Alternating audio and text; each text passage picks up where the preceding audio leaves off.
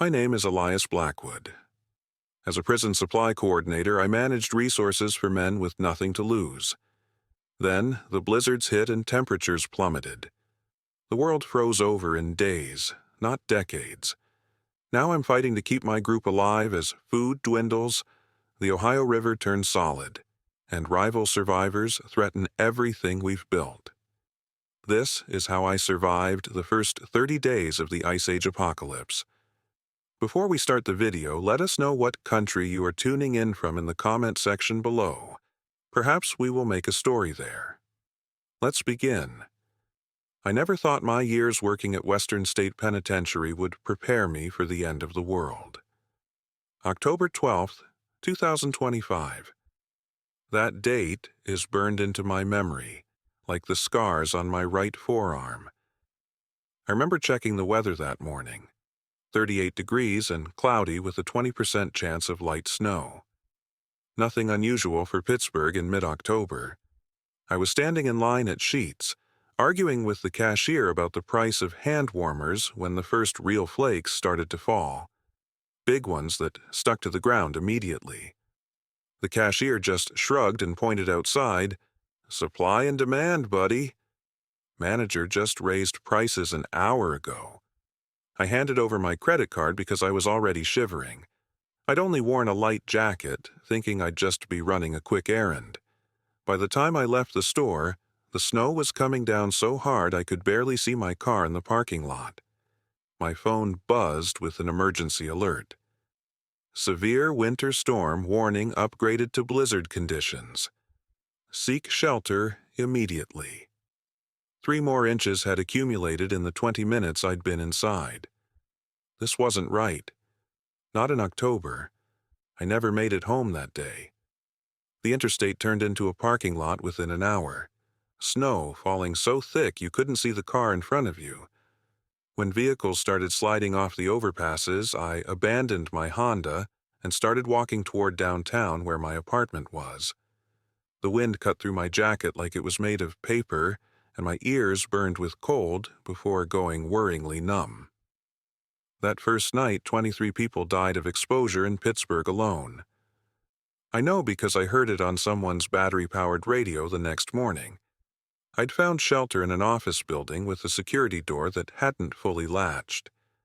5 other people had the same idea. We were strangers huddled around the building's backup generator, which was only powering emergency lights in the stairwells. I'm Elias Blackwood, by the way. Everyone calls me Eli. For 10 years, I was a corrections officer at Western State, but for the last 4 years, I'd been the commissary supply coordinator. Not exactly the kind of job you'd think would matter in an apocalypse, but managing inventories, tracking resources, and maintaining order in closed systems with limited supplies turned out to be exactly what was needed when the world froze over. That first day, I took charge almost automatically. Old habits. I gathered the others, a dental hygienist named Vanessa, an IT guy called Patrick, a college student named Jamal, and an elderly couple, Frank and Miriam, who'd been downtown for a doctor's appointment. I had everyone pool their resources.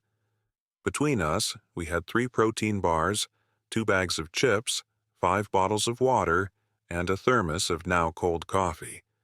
Not much, but I'd seen inmates survive on less. "We need to ration this," I told them.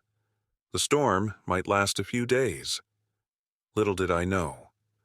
The snow kept falling all night and through the next day. 18 inches by morning turned into almost 3 feet by nightfall. The wind picked up too, creating drifts that reached second-story windows in some parts of the city. Cell service became spotty, then non-existent. The power stayed on that second day, though it flickered constantly. We ventured out briefly to search nearby offices for supplies.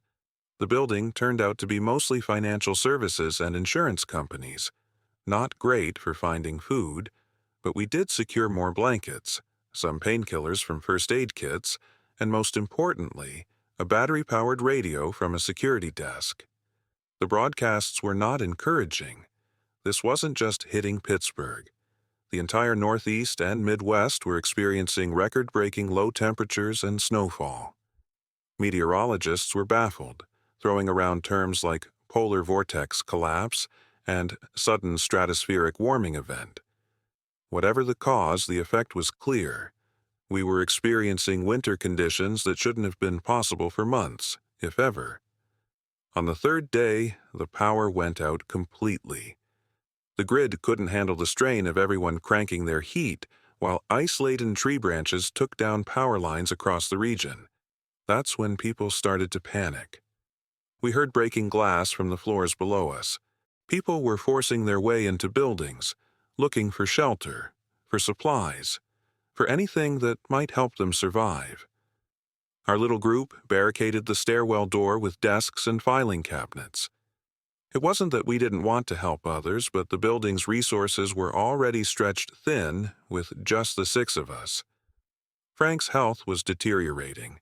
He had a heart condition and his medication was running low. The stress and cold weren't helping. Miriam watched over him constantly. Worry etched deeply into her face. They reminded me of my grandmother, who I'd visited in hospice care just days before the storm hit. I wondered if her facility still had power, if anyone was still caring for her. That night, we heard gunshots for the first time. Distant, but unmistakable. The world was unraveling faster than I'd anticipated. We need to find a more secure location, I told the group the next morning. Somewhere with better insulation, maybe a fireplace or wood stove. This glass tower is going to become a freezer without power. That's when Patrick mentioned the emergency shelters. He'd heard on the radio that the National Guard was setting up warming centers in schools and community buildings. The closest one was Allegheny High School, about 2 miles away. 2 miles in normal conditions is nothing. 2 miles in 3 feet of snow with temperatures hovering around zero is a different story entirely. We spent an entire day preparing, layering every piece of clothing we could find, wrapping our feet in plastic bags before putting on our shoes to create a moisture barrier, fashioning makeshift gaiters from garbage bags to keep snow out of our pants. On day 5, we set out. The city was unrecognizable, cars completely buried, streets existing only as slight depressions in an otherwise uniform blanket of white. The few people we saw moved like ghosts, hunched against the cold, eyes down, focused only on their next step. We were about halfway to the high school when we encountered our first real danger. 3 men blocked our path, wearing ski masks and carrying what looked like pipe wrenches and a crowbar. "That's a nice bag you got there," one of them called out to Patrick, who was carrying our food supplies in a laptop backpack. I stepped forward. 10 years as a corrections officer teaches you how to handle potentially violent situations. "We don't want any trouble," I said, keeping my voice level. "There's a shelter at Allegheny High, room for everyone from what we heard." "We don't need directions," another man said, taking a step closer. "We need that bag." I sized them up quickly. They were desperate, but not organized. Not like the prison gangs I dealt with. No clear leader, no real plan beyond intimidation. I subtly motioned for our group to spread out, making them divide their attention. "The National Guard is at the school," I bluffed. "They're doing supply runs. Follow us there and we can all get proper help." It was the mention of the National Guard that did it. The men exchanged glances, uncertainty replacing aggression. One of them nodded curtly, and they backed away, choosing an alternate route. Jamal looked at me with newfound respect. "Where'd you learn to handle people like that?" "Western State Penitentiary," I replied. "When you're outnumbered every day, you learn to talk your way out of situations." We reached Allegheny High School as the short winter day was already fading to dusk. The temperature was dropping rapidly with the sunset, easily dipping below zero. What we found wasn't the organized relief effort we'd hoped for. The school's gymnasium was packed with hundreds of people. The National Guard was present, but clearly overwhelmed. One soldier was trying to organize a system for distributing thin emergency blankets, while another argued with a man demanding more food for his children. "This isn't going to work," I said quietly to our group. "There's not enough of anything to go around, and too many people crammed together." Vanessa looked at me incredulously. "You want to go back out there? We'll freeze to death." I shook my head. "I know this area. There's a warehouse district about a mile south of here near the river. Commercial buildings with fewer windows, better insulation. Some of them might have backup generators still running, maybe even supplies." Frank was looking worse by the minute. The journey had taken a visible toll on him. His breathing labored and his skin alarmingly pale beneath the windburn. Miriam clutched his arm tightly. "I don't think we have a choice," Patrick said, looking around at the chaos in the gymnasium. "If someone gets sick in here, it'll spread like wildfire." I could already see it happening. Too many people coughing, huddled together for warmth, sharing the same recycled air. My years in the prison system had taught me how quickly illness could tear through a contained population. Just then, a fight broke out near the food distribution area. Two men shoving each other, then swinging wildly as others scrambled to get out of the way. The National Guard soldiers rushed to intervene. "We go now, while everyone's distracted," I said firmly. "Stay together." We slipped out a side exit, back into the bitter cold and growing darkness. The snow had finally stopped falling, but the damage was done. Pittsburgh was buried, transformed into an alien landscape of white drifts and ice-sheathed buildings reflecting the last purple light of dusk. I led our small group south, toward the Ohio River, toward what I hoped would be our salvation, but what could just as easily become our tomb. As we trudged through the snow and the fading light, I couldn't help but think about the hundreds of boxes of supplies I'd cataloged and distributed at the prison. How I'd taken for granted that there would always be more coming in when stocks ran low. Now, I knew better. The world of abundance was over. We were entering an age of scarcity, and I was determined that my little group would survive it. By day 3, the entire city went dark. I remember standing at the window of our office building refuge, watching as Pittsburgh's lights blinked out neighborhood by neighborhood, like stars being swallowed by clouds. The power grid had finally surrendered to the weight of ice on the lines and the overwhelming demand for heat. One moment, the city skyline was still partially illuminated. The next, we were plunged into darkness broken only by the occasional flicker of emergency generators or battery-powered lights. Inside our temporary shelter, I knew we needed to get organized fast. The 6 of us, Vanessa, Patrick, Jamal, Frank, Miriam, and myself, were still mostly strangers thrust together by circumstance, but survival required structure. This wasn't so different from my first days as a corrections officer, establishing respect and routine with men who had nothing to lose. "Everyone gather around," I said, setting my flashlight upright on the conference table so it cast a dim glow across our faces. "We need to inventory everything we have and establish some ground rules." Our collective resources were meager: 3 protein bars, a bag of trail mix, 7 bottles of water, a half-empty bottle of Tylenol, 2 lighters, a multi-tool, and the battery-powered radio we'd found the day before. Frank had heart medication, but only enough for 4 more days. Vanessa had a first aid kit in her purse. Patrick's laptop backpack held an external battery pack, still at 60% charge. "First rule, we ration everything," I said, dividing the protein bars into 18 equal pieces with Patrick's multi-tool. "Second rule, nobody goes anywhere alone. Third rule, the radio only gets turned on twice a day, morning and evening, to conserve battery." Frank was looking worse by the hour. The cold was hard on his already weak heart, and stress was compounding the problem. Miriam kept rubbing his hands between hers, a gesture so tender it reminded me of my grandmother in hospice. I'd promised to visit her again, a promise I now might never keep. That evening, we huddled together in what had been the employee break room, away from the windows where heat escaped fastest. The temperature was dropping outside, already well below freezing. Inside wasn't much better. We could see our breath hanging in the air. "We should think about moving," Patrick said, voicing what I'd been considering. "This building has too much glass. No way to heat it." "Moving where?" Vanessa asked. "It's a frozen wasteland out there." That's when we heard it, the sound of glass breaking somewhere on a lower floor. Then voices, multiple people.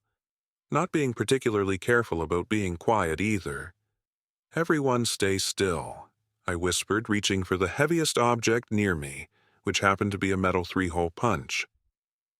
"Patrick, help me barricade the door." We silently pushed a vending machine in front of the break room door. My heart was pounding, but my mind was clear. In prison, I'd learned to control my fear, to channel it into heightened awareness instead. The voices grew louder, closer. Flashlight beams swept under the door. "Check every room," a gruff voice commanded. "Take anything useful." We held our breath as footsteps approached our door. The handle turned, pushed against the vending machine, and stopped. There was a moment of silence. "Door's blocked," someone said. "Could be locked from inside." "Worth breaking in?" A pause. "Nah, let's keep moving. Plenty more rooms to check." The footsteps moved away. We waited 30 agonizing minutes before feeling safe enough to speak again. "That was too close," Jamal whispered. "What if they come back with more people?" He was right. We were vulnerable here, and it was only going to get worse. Later that night, with the others fitfully sleeping, I carefully turned on the radio at low volume, tuning it to the emergency broadcast frequency. The news wasn't good. The storm system had stalled over the eastern half of the country. Temperatures were continuing to plummet, with Pittsburgh now experiencing -15 degrees. Roads were impassable. The National Guard was attempting to establish warming centers in key locations, but they were struggling to reach many areas. The broadcast advised people to stay where they were if they had shelter. But our shelter wouldn't protect us for long, not without heat or sufficient supplies. We needed a better plan. The next morning brought a new challenge. Patrick, who'd taken to tinkering with the electronics he found around the office, approached me excitedly. "I found something," he said, holding up what looked like an old ham radio. It was in a storage closet. I think the building manager might have been an amateur radio operator. "Does it work?" I asked, suddenly hopeful. "It needs power, but I can hook it up to my battery pack temporarily. It might not last long, but maybe long enough to make contact with someone." For the next hour, Patrick worked on the radio while I divided our dwindling supplies into even smaller portions. Frank watched from across the room, his breathing labored even at rest. Miriam never left his side. When Patrick finally got the ham radio working, we gathered around it like it was a campfire. He turned the dial slowly, listening for any signs of life in the static. "CQ, CQ, this is Pittsburgh downtown, anyone copy?" Patrick repeated every few minutes. Just as his battery pack was nearing depletion, we heard it. A crackle, then a voice. "This is National Guard Emergency Coordination, Camp Dawson. We read you, Pittsburgh. What's your situation?" The relief in the room was palpable. We weren't completely alone. Patrick quickly explained our situation. 6 civilians in a downtown office building, limited supplies, no heat, 1 person with a medical condition. "We're establishing emergency shelters throughout the region," the voice responded. "Nearest to your position would be Allegheny High School. We have personnel there with supplies and medical assistance. Can you make it there?" Patrick looked at me questioningly. "How far is Allegheny High from here?" I asked Jamal, who had mentioned being a local. "About 2 miles north," he said. "But with the snow and cold, 2 miles might as well have been 20 in these conditions." But we had no choice. Frank needed medical attention, and we all needed proper shelter and food. "We'll try to reach it," Patrick told the National Guard operator. "Any advice for traveling in these conditions? Layer everything you have. Cover all exposed skin. Travel during daylight only. Follow main roads where possible. They're still buried, but you're less likely to get lost. If you have to stop, find solid shelter, not vehicles. Conserve your energy." The battery pack died just as we finished the conversation, but we'd learned enough. We had a destination and at least some guidance. The rest of that day was spent preparing for our journey. We tore up office curtains to create makeshift scarves and additional layers. I showed everyone how to wrap their feet in plastic shopping bags before putting on their shoes. A trick I'd learned from a former inmate who'd been homeless during Pittsburgh winters. "We leave at first light tomorrow," I told the group. "Everyone get as much rest as possible tonight." That night, I barely slept. The cold was getting more intense by the hour, and I could hear Frank's breathing becoming more troubled. Outside, the wind howled between the buildings, and occasionally I'd hear distant sounds. Breaking glass, a shout, once what sounded like a gunshot. The world was coming apart around us, and tomorrow we'd have to venture out into it. I thought about the prison, about how quickly order had broken down during the riot 3 years ago that left me with the burn scars on my arm. Society was like that too, seemingly solid until sudden pressure revealed how fragile it actually was. I had a feeling we were only seeing the beginning of that fragility, and I wondered what would be left of Pittsburgh, of humanity, when the ice finally retreated. If it ever did. Dawn broke with an eerie silence, the kind you only get when snow has blanketed everything. The sky was a strange shade of gray, almost purple, and the temperature display on the office thermostat read a bone-chilling -20 degrees, even inside our shelter. Outside would be much worse. We'd spent what remained of the night wrapping ourselves in layers of anything we could find.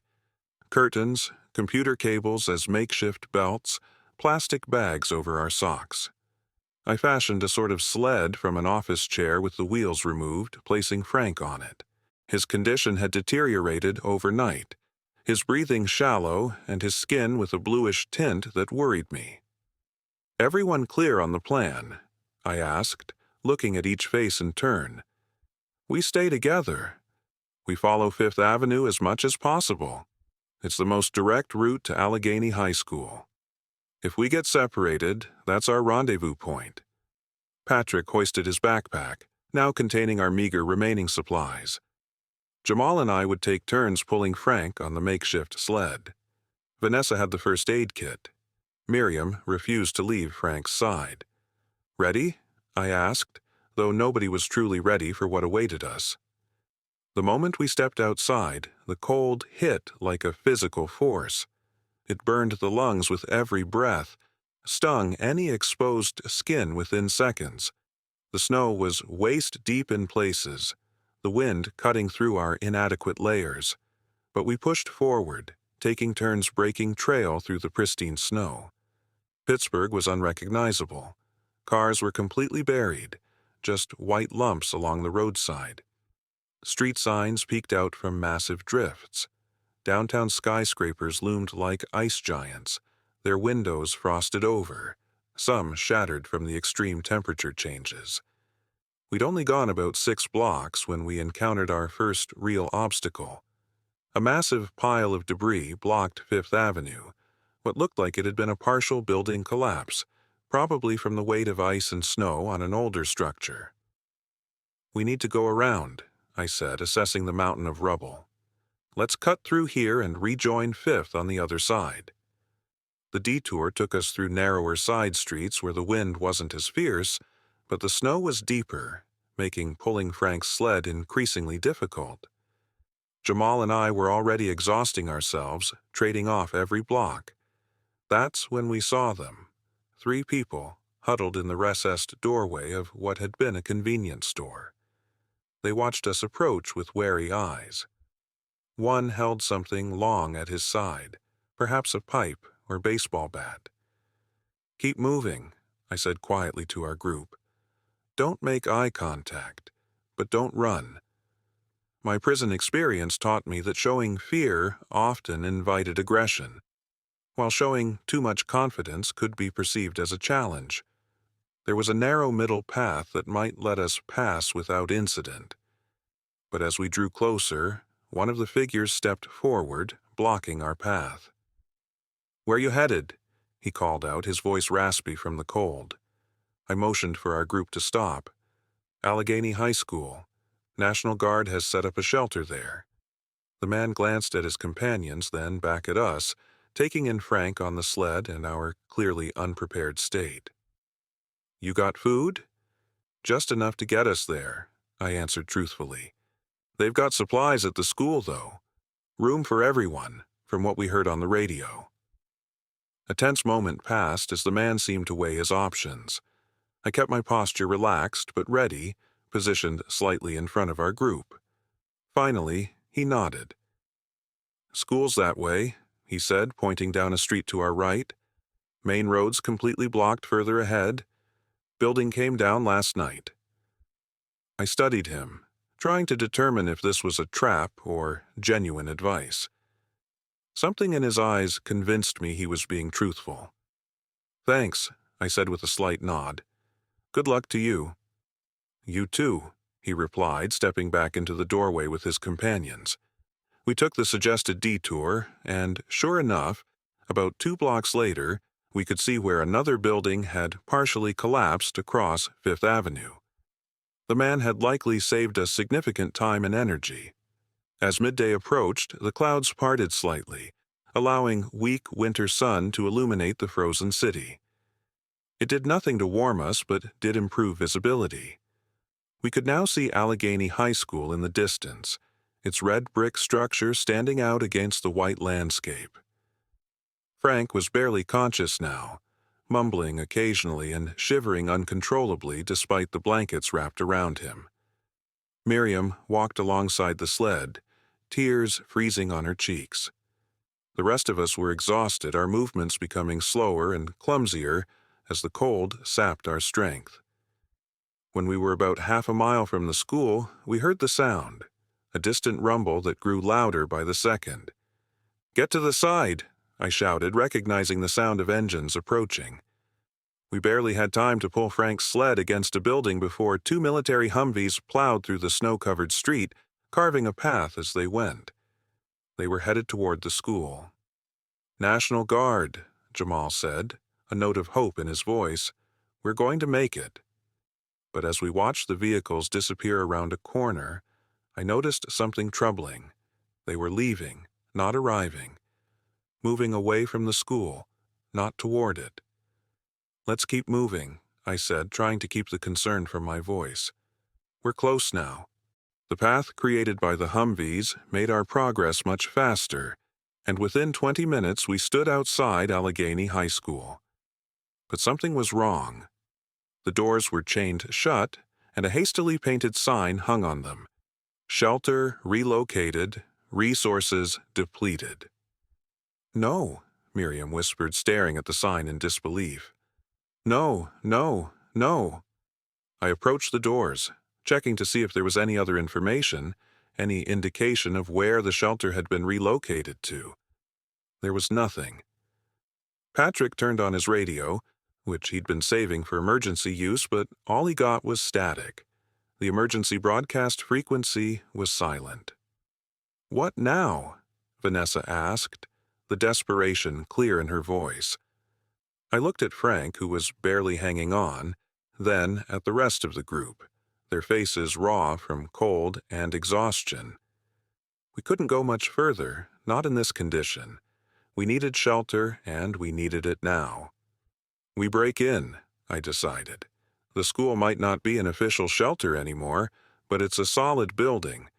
There might be supplies left behind, and at the very least, it'll be better protected from the elements than where we were. Using Patrick's multi-tool and some improvised leverage, we managed to break one of the side doors open. The school interior was dark and cold, but noticeably warmer than outside, maybe 20 degrees instead of -20. It felt almost balmy in comparison. The halls were littered with evidence of the shelter's hasty evacuation: discarded blankets, empty water bottles, a few broken chairs. We made our way to what had been the command center in the gymnasium, hoping to find something useful. The gym was a mess. Cots were overturned, trash scattered everywhere. But in one corner we found something valuable: a propane heater, abandoned either because it was empty or too bulky to transport. Patrick examined it closely. "There's still some fuel in this," he said. "Not much, but enough for maybe a few hours." We quickly established a smaller shelter within the school's interior office, which had no windows and only one door, easier to heat and secure. Frank was placed closest to the propane heater once we got it running. The warmth seemed to revive him slightly, his breathing becoming less labored. While the others sorted what little we had and what we'd found in the school, I scouted the building, checking for other survivors, supplies, or threats. The cafeteria had been picked clean, but I found a janitor's closet that had been overlooked, containing cleaning chemicals that could potentially be useful and, more immediately valuable, a few granola bars in a forgotten lunchbox. When I returned to our makeshift shelter, I found Jamal attempting to tune the radio again. "I thought I heard something earlier," he explained, like a voice breaking through the static. We all fell silent as he carefully adjusted the dial. For several minutes there was nothing but the soft hiss of static. Then, faintly, a voice emerged. "This is Emergency Management Command. Evacuation protocol in effect for zones 3 through 7. Overwhelming cold front continuing to expand. All personnel to fall back to designated safe zones. Repeat, this is not a temporary event." The voice faded back into static, but we'd heard enough. Whatever was happening wasn't just a severe storm. It was something more persistent, more threatening than any of us had initially realized. "Not a temporary event," Patrick repeated, looking at me. "What does that mean?" I didn't have an answer, but a cold feeling that had nothing to do with the temperature settled in my stomach. Something fundamental had changed in our world, and I had a feeling we were only seeing the beginning of it. That night, huddled around our small heat source, I made a decision. The National Guard and emergency services were retreating. Shelters were being abandoned. If we were going to survive, we needed to find a more sustainable solution than just waiting for help. "Tomorrow we head south," I told the group, "toward the river." "The river? Why?" Vanessa asked. "The warehouse district has buildings made for storage, with few windows and thick walls. Better insulation. Some of them might have supplies, and they're closer to the water, which won't be as cold as the land. It's our best chance." No one argued. We were all coming to understand that in this new frozen world, staying alive meant staying on the move, always one step ahead of the deepening cold that seemed determined to swallow everything in its path. Morning came with a strange blue light filtering through the school windows. The temperature had dropped even further overnight, and our propane heater had finally sputtered out around 4 in the morning. Frank had made it through the night, but barely. His breathing was shallow, his pulse weak, and Miriam's face showed she knew what we all feared to say aloud. "We need to move today," I told the group as we shared the meager breakfast of half a granola bar each. "The longer we stay in one place, the more resources we consume. The warehouse district is our best bet." No one argued. The abandoned school suddenly felt like a tomb rather than a shelter, and we all knew Frank needed real medical help soon. We packed what little we had and prepared to leave. Outside, the sun glinted off the snow-covered landscape with an almost painful brightness, but it provided no warmth. The weather seemed to have stabilized, if you could call mind-numbing cold stable. At least the wind had died down and no fresh snow was falling. Navigating south toward the Ohio River was easier than our journey to the school had been. The main roads had been partially cleared by military vehicles, creating packed snow pathways we could follow. Frank, still on our makeshift sled, seemed to drift in and out of consciousness. Miriam walked alongside him, holding his hand through their layers of makeshift gloves. We'd been traveling for about an hour when Jamal, who'd taken point, suddenly raised his hand for us to stop. Ahead, a group of figures moved across our path, dragging something heavy behind them. "Stay back," I whispered. "Let them pass." We watched from the shelter of an abandoned storefront as the group, 5 men and 2 women, dragged what looked like a desk loaded with supplies across the street. They were better equipped than us, wearing what appeared to be actual winter gear and carrying real weapons, at least one hunting rifle among them. After they passed, we continued more cautiously now. The closer we got to the river, the more signs of human activity we saw. Footprints in the snow, smoke rising from a few buildings, the occasional distant figure moving quickly between structures. "People are gathering near the river," Patrick observed. "Maybe there's another shelter there." I wasn't convinced. Or maybe they're just doing what we are, looking for better shelter and resources. When we finally reached the warehouse district, the Ohio River came into view, or what should have been the Ohio River. Instead of flowing water, we saw a solid white expanse stretching to the opposite shore. The river had frozen completely. "That's impossible," Vanessa whispered beside me. "The Ohio never freezes solid." But the evidence was right in front of us. The mighty river had been tamed by the unprecedented cold, transformed into a highway of ice connecting Pittsburgh to its opposite shore. We found shelter in an abandoned warehouse that must have belonged to a furniture distributor. Stacks of disassembled bed frames and tables filled one section, while another held rows of filing cabinets and office chairs. Most importantly, the building had few windows, thick concrete walls, and a small office area that could be easily secured and possibly heated. After we'd settled Frank as comfortably as possible, using cushions from office chairs to create a makeshift bed, I left Jamal and Miriam to look after him while Patrick, Vanessa, and I explored the warehouse more thoroughly. "Over here," Patrick called after about 20 minutes of searching. I found something. He'd discovered a break room with a small kitchenette. The refrigerator held nothing useful, but the cabinets contained a treasure trove: packages of instant coffee, tea bags, powdered creamer, half a box of granola bars, and most precious of all, a camping stove with 2 small propane canisters. "The workers must have used this for heating things up," Patrick said, holding up the camping stove like it was made of gold. We continued our search with renewed energy. In a supply closet, we found cleaning materials, toilet paper, and a first aid kit that was considerably more substantial than Vanessa's purse-sized one. Another closet yielded more treasures: several heavy-duty flashlights, batteries, and a box of emergency candles. By evening, we'd transformed the office area into a relatively comfortable shelter.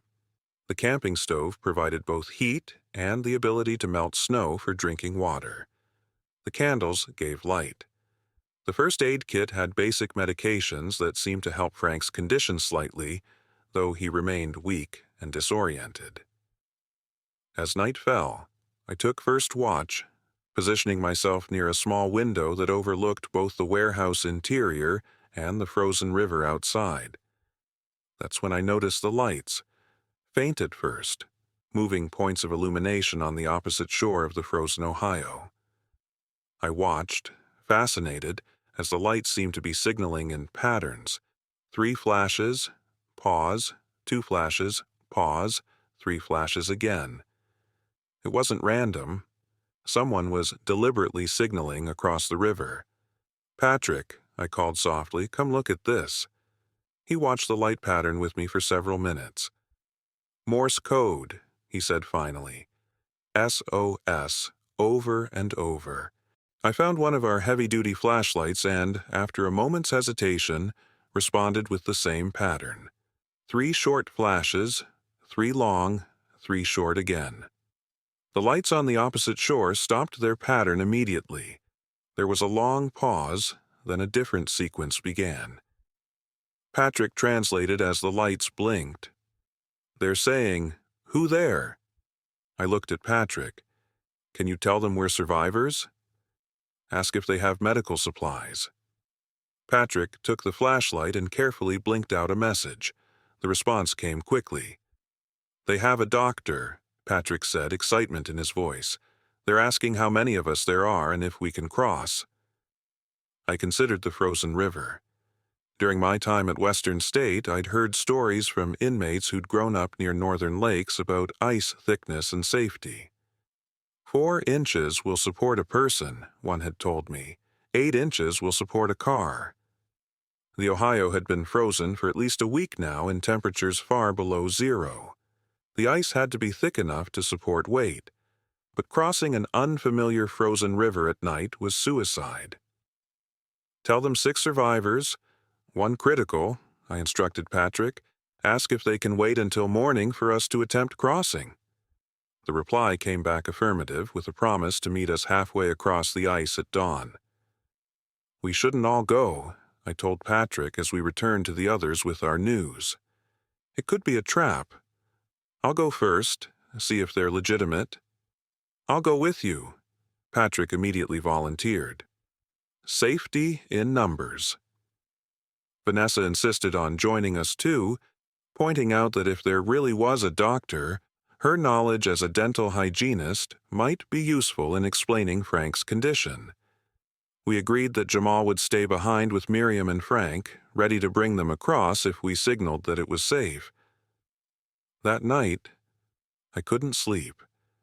I kept thinking about that frozen river, about what it meant. Rivers don't just freeze solid overnight. The cold that had descended wasn't just an extreme weather event. It was something more fundamental, more frightening. The signals from across the river offered hope, but also raised questions. Who were these people? How had they organized so quickly? And most importantly, could we trust them? I recalled conversations from the prison, how quickly informal economies and power structures would form among the inmates. Society was like that too. Remove the existing structure, and humans quickly established new ones. Sometimes fair, sometimes exploitative, but always organized around resources and protection. The people across the river had both, apparently. What would they want in exchange? Morning arrived with a clear sky and brilliant sunshine that again provided light, but no real warmth. We prepared for the crossing, giving Frank sips of hot tea and wrapping him in the warmest materials we'd found. He was conscious but confused, his condition worsening despite our best efforts. "We'll be back soon," I promised Miriam and Jamal. "If we're not back by midday, or if you see anything suspicious, leave. Head further south along the river. Look for another crossing point." Patrick, Vanessa, and I stepped out onto the frozen Ohio just as the sun cleared the city's buildings. The ice felt solid beneath our feet, but the experience was surreal. Walking on a surface that should have been flowing water, crossing a boundary that normally required bridges or boats. About a quarter of the way across, we spotted them, 3 figures emerging from the opposite shore, making their way toward us across the ice. They moved with confidence, clearly having done this before. As we drew closer, I tensed, ready for anything. The lead figure raised a hand in greeting, and I cautiously returned the gesture. When we were about 20 feet apart, they stopped, and so did we. "You've got someone sick," the leader called out. A woman's voice, authoritative but not threatening. An older man, I responded. Heart condition, out of medication, suffering from exposure. The woman nodded and gestured to one of her companions, who carried what looked like a medical bag. Dr. Mehta can help. I'm Carter. We've got a settlement on the south side. Who are you? Eli Blackwood, I answered, studying her closely. Something about her seemed vaguely familiar, though I couldn't place it. This is Patrick and Vanessa. We've got 3 more back at our shelter, including our patient. Dr. Mehta spoke up. I should see him immediately. These temperatures are particularly dangerous for cardiac patients. I hesitated, then nodded. 2 of you can come with us. 1 stays here. Basic negotiation tactics. Keep leverages even. Carter seemed to respect the precaution. Fair enough. Reynolds will stay here. The doctor and I will go with you. As we made our way back across the frozen river, I kept one eye on our new companions and one on the ice beneath our feet. I couldn't shake the feeling that I knew Carter from somewhere. It wasn't until she mentioned securing the perimeter of their settlement that it clicked. You were in corrections, I said, the realization sudden. She glanced at me sharply. Western State. Sector C supervisor for 3 years. How did you know? I worked there too. Commissary supply coordinator. You transferred out about 2 years ago, right? Carter nodded, a thin smile breaking through her professional facade. Small world, getting smaller by the day. She studied me with new interest. Commissary, huh? So you know how to manage supplies, track inventory? The question wasn't casual. I could hear the assessment in it, the calculation. Yes, I answered simply, wondering where this was leading. Good, she said. We might have things to discuss later. When we reached our warehouse shelter, Dr. Mehta immediately went to work examining Frank while Carter surveyed our setup with an appraising eye. You've done well with limited resources, she commented, but your location is exposed. There are groups moving through this area regularly, not all of them friendly. What's happening out there? I asked. The National Guard was pulling out when we reached their shelter. The radio mentioned evacuation protocols. Carter's expression turned grim.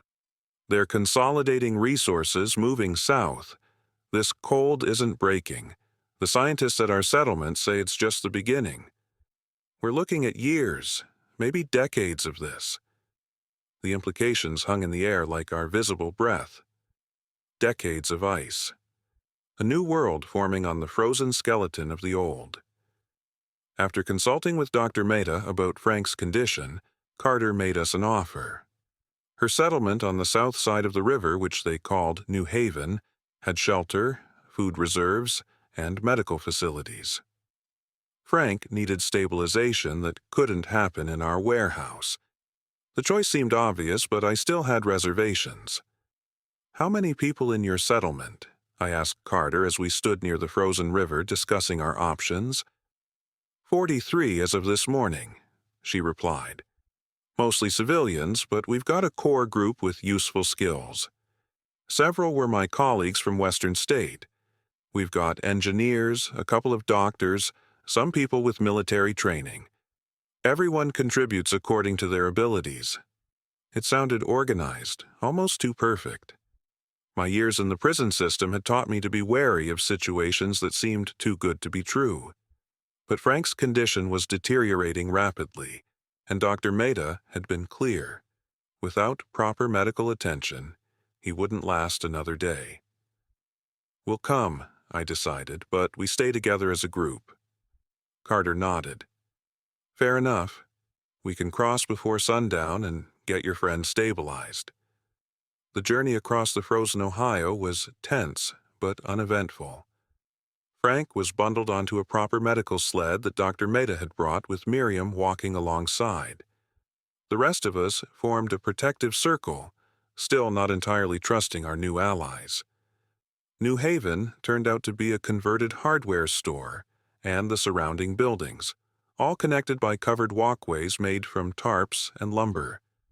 As we approached, I noted the organized security, lookouts positioned at regular intervals, all with clear sight lines, many with visible weapons. They had established an actual perimeter, just like Carter had mentioned. This wasn't just a group of survivors. This was the beginning of a new community. Inside the main building, the contrast with the frozen world outside was stark. They had heat, not enough to make it warm, but enough to bring the temperature up to a bearable level. They had light from a combination of battery-powered lamps and an ingenious system of mirrors that maximized the available daylight. Most impressively, they had organization, clear areas for medical treatment, food preparation, sleeping, and storage. Dr. Mehta immediately took Frank to their medical area, a converted garden section of the hardware store now filled with salvaged hospital equipment. Carter led the rest of us to what she called the common area, where several people were gathered around maps and inventory lists.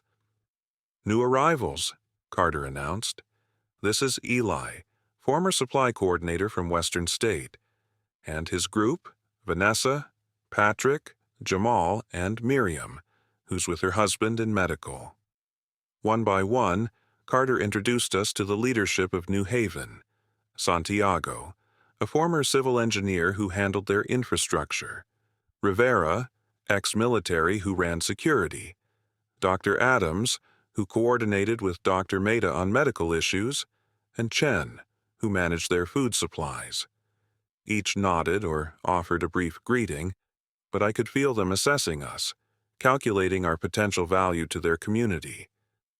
"Get them settled in the east section," Carter told Santiago. "Have Chen provide standard rations. Then to us, rest today.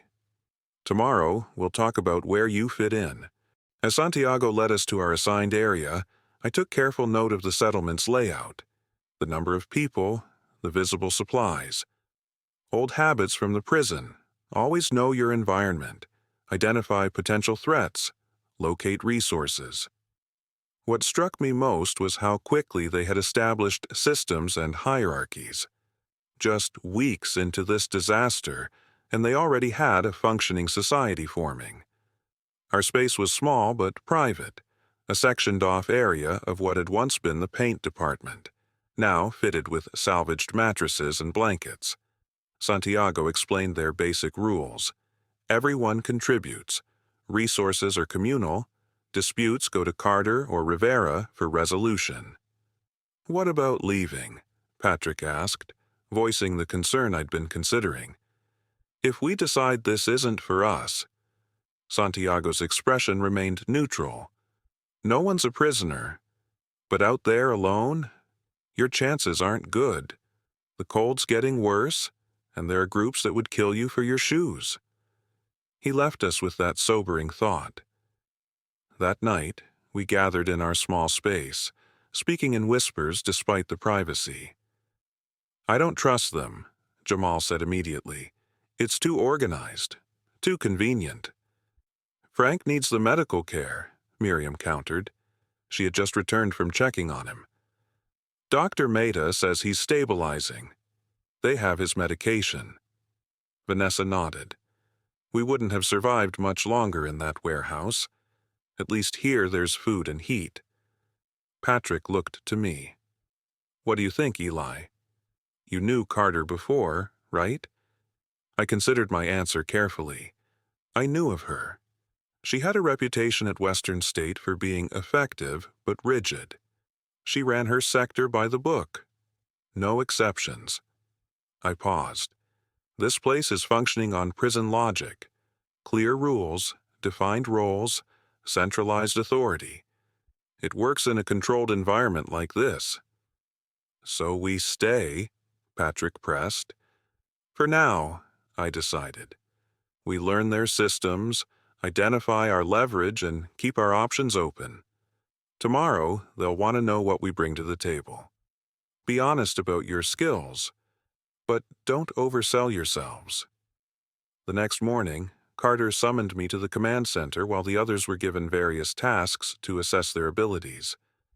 The hardware store's former office had been transformed into a control room of sorts, with maps of the surrounding area pinned to walls and a detailed inventory system that immediately caught my attention.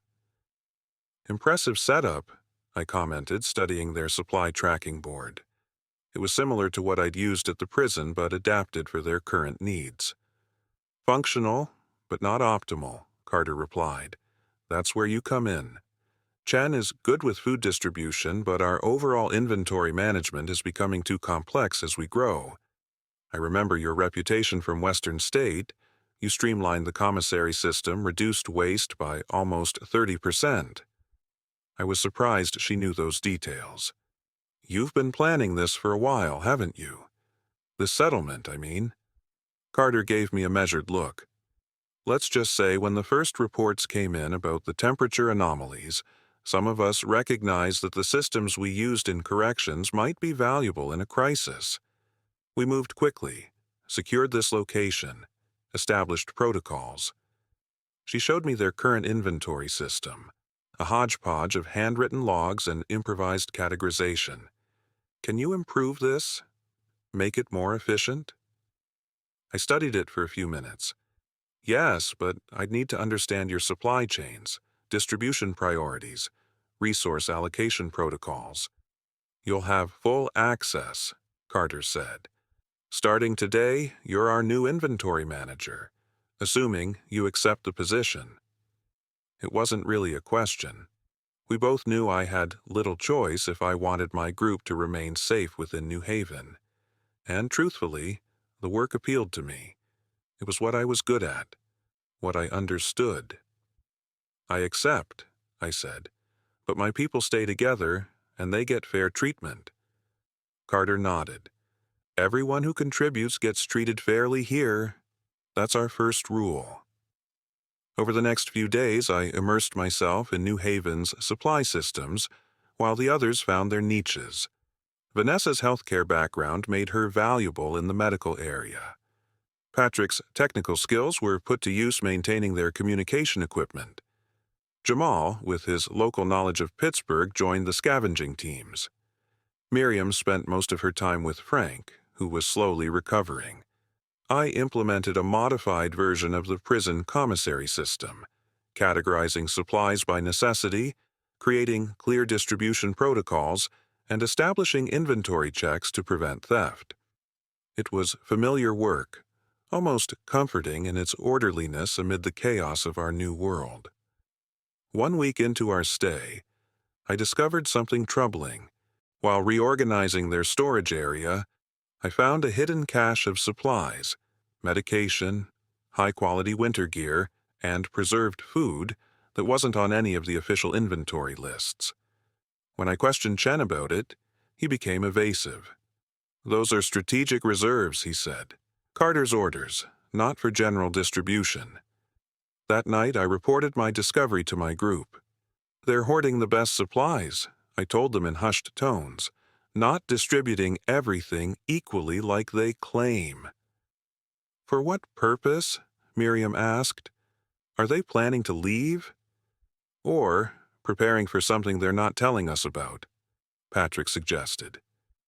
Before we could discuss further, an alarm sounded. 3 short blasts on an air horn, the signal for everyone to gather in the common area. Carter stood at the center, her expression grim. "Our scouts have not returned," she announced to the assembled community. "Rivera's team was due back 4 hours ago from their supply run to the north side. We have to assume something has happened to them." A murmur ran through the crowd.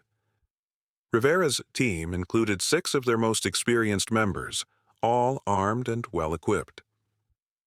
"Starting immediately, we're implementing Security Protocol 3, Carter continued. "No one leaves the settlement alone. All scavenging missions are suspended for 48 hours.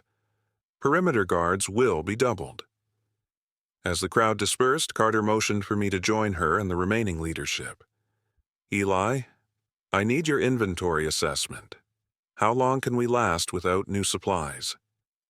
2 weeks on current rations," I answered. 3, if we reduce portions." "And the medications?" Dr. Adams asked anxiously. Some antibiotics, enough insulin for our 2 diabetics for about 10 days. Frank's heart medication will run out in a week. I purposely didn't mention the hidden cache I'd discovered, watching for their reactions. Carter and Chen exchanged a look I couldn't quite interpret. We may need to tap the emergency reserves sooner than planned, Carter said quietly. I wasn't aware we had emergency reserves, Dr. Adams said, confusion evident in her voice. So, not everyone in leadership knew about the hidden supplies. Interesting. We'll discuss that privately, Carter said firmly, ending the conversation.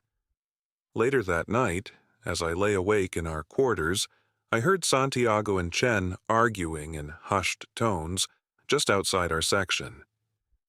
They should have been back by now, Santiago was saying.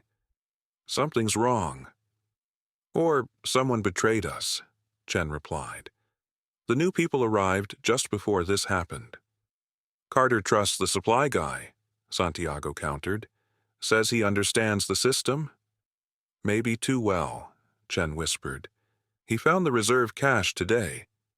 Asked questions. Their voices faded as they moved away, but I'd heard enough to confirm my suspicions. There was more happening in New Haven than Carter was letting on, and somehow our arrival had coincided with whatever was unfolding. I wondered if Rivera's team hadn't returned because they couldn't, or because they weren't meant to. The next morning, I was summoned to Carter's office before dawn. The settlement was eerily quiet as I made my way through the connected buildings with only the perimeter guards visible at their posts. Carter wasn't alone when I arrived.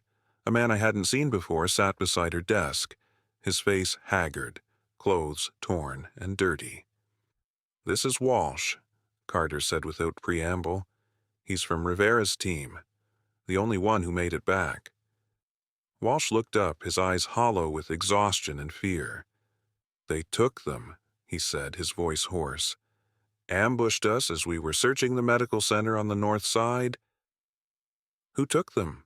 I asked, though I already had a sinking feeling about the answer. A group calling themselves the Collective, Carter answered for him. They've been operating north of the river, taking over key buildings, gathering supplies. We've had run-ins with them before, but nothing like this. Walsh coughed, a harsh sound in the quiet room. They knew exactly where we'd be, had it all set up. They were waiting for us.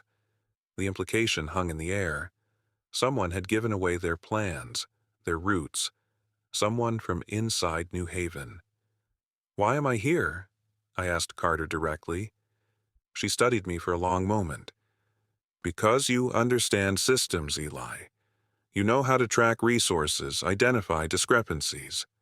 I need you to find out if someone in New Haven is helping the Collective, and I need you to do it discreetly.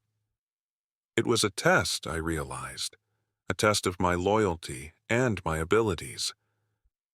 And if I find something, then we deal with it, she said simply.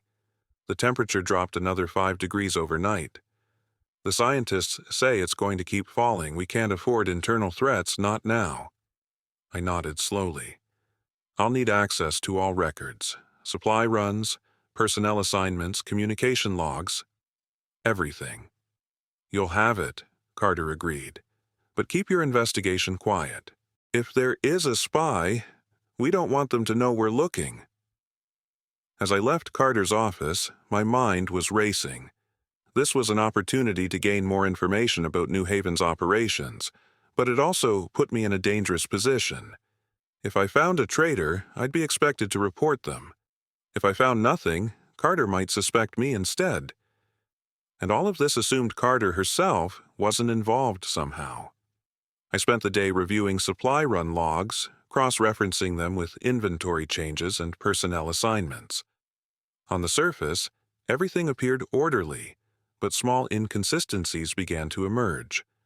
Certain runs showed less return than expected. Specific high-value items, medications, batteries, ammunition, were being logged as damaged or expired, at a higher rate than other supplies. By evening, I had identified a pattern centered around 3 individuals who had participated in most of the questionable supply runs. One of them was Chen, which aligned with my discovery of the hidden cache.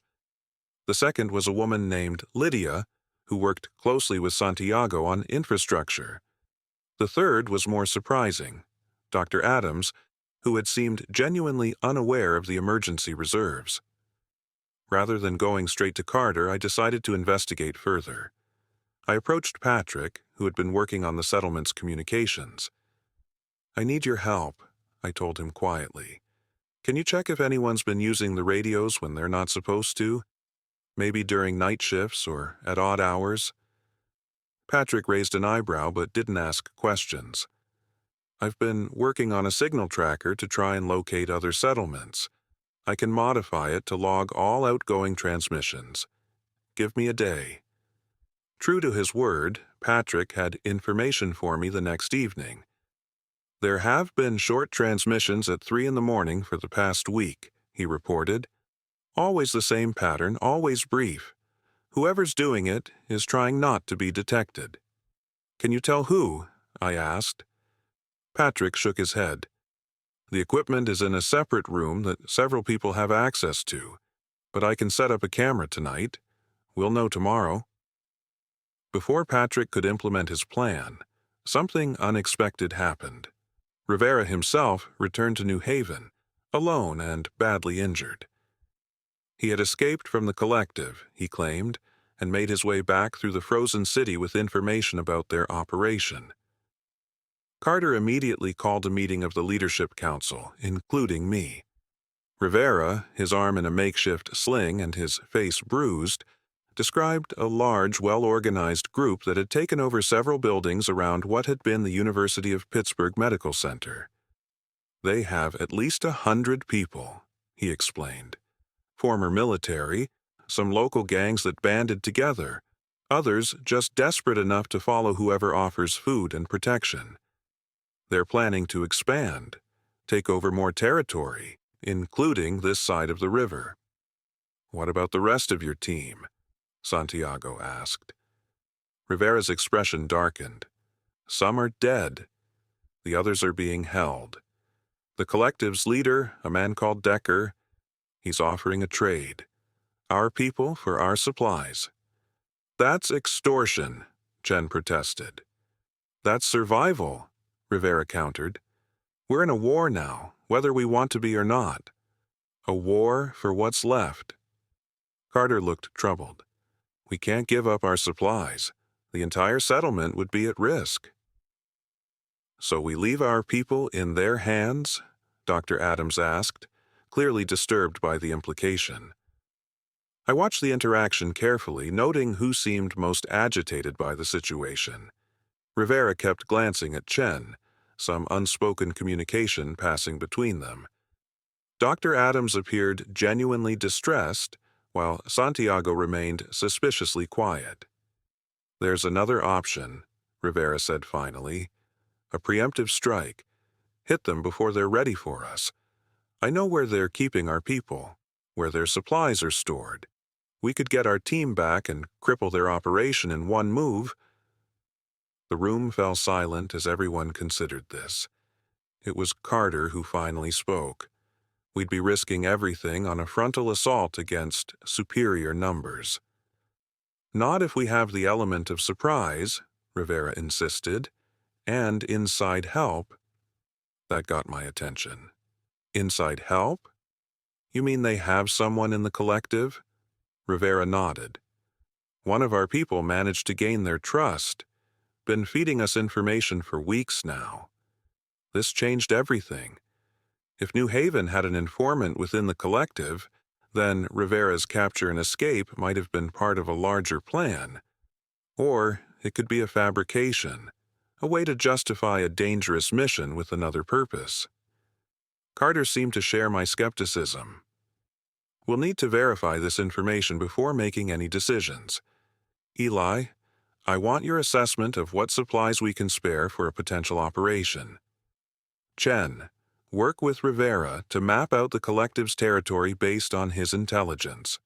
After the meeting dispersed, I pulled Patrick aside and quietly updated him on the new developments. "Keep watching those night transmissions," I instructed. "This whole situation feels wrong." That night, unable to sleep, I decided to do some investigating of my own. Using my access to the inventory system, I made my way to the storage area where I'd found the hidden cache. To my surprise, it had been moved. All the supplies I'd discovered were gone. As I was checking other potential hiding spots, I heard voices approaching. I quickly ducked behind a stack of lumber just as Chen and Rivera entered the storage area. "Everything's been relocated," Chen was saying. "The weapons, the meds, all of it." Carter insisted after the new guy found our stash. "She still trusts him?" Rivera asked, his injured arm seemingly giving him no trouble now. "Says he's useful. Good with systems," Chen replied. "I think she's hoping he'll find the leak for us." Rivera laughed, a cold sound. "And what if he is the leak? He and his group showed up right before everything started going wrong." "Carter's got Santiago watching them," Chen assured him. "If any of them makes contact with the collective, we'll know." They moved deeper into the storage area, their voices fading, but I'd heard enough. The narrative was shifting under my feet. Carter suspected a leak but was using me to find it. Rivera's injury might be real or might be staged. And most concerning of all, Santiago was watching my group, which meant our safety was even more precarious than I'd thought.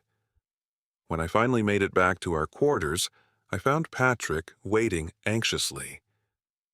"I caught someone using the radio," he whispered. "It was Dr. Adams. She made contact with someone outside the settlement, someone she called Command.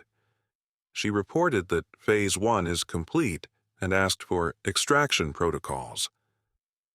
The pieces suddenly aligned in a disturbing new pattern. The National Guard's retreat, the strategic hoarding of supplies, the mysterious collective, Dr. Adams' coded messages. This wasn't just about survival. There was something else happening, something planned. "Wake the others," I told Patrick, quietly. "We need to get Frank ready to move." "We're leaving?" he asked, surprised.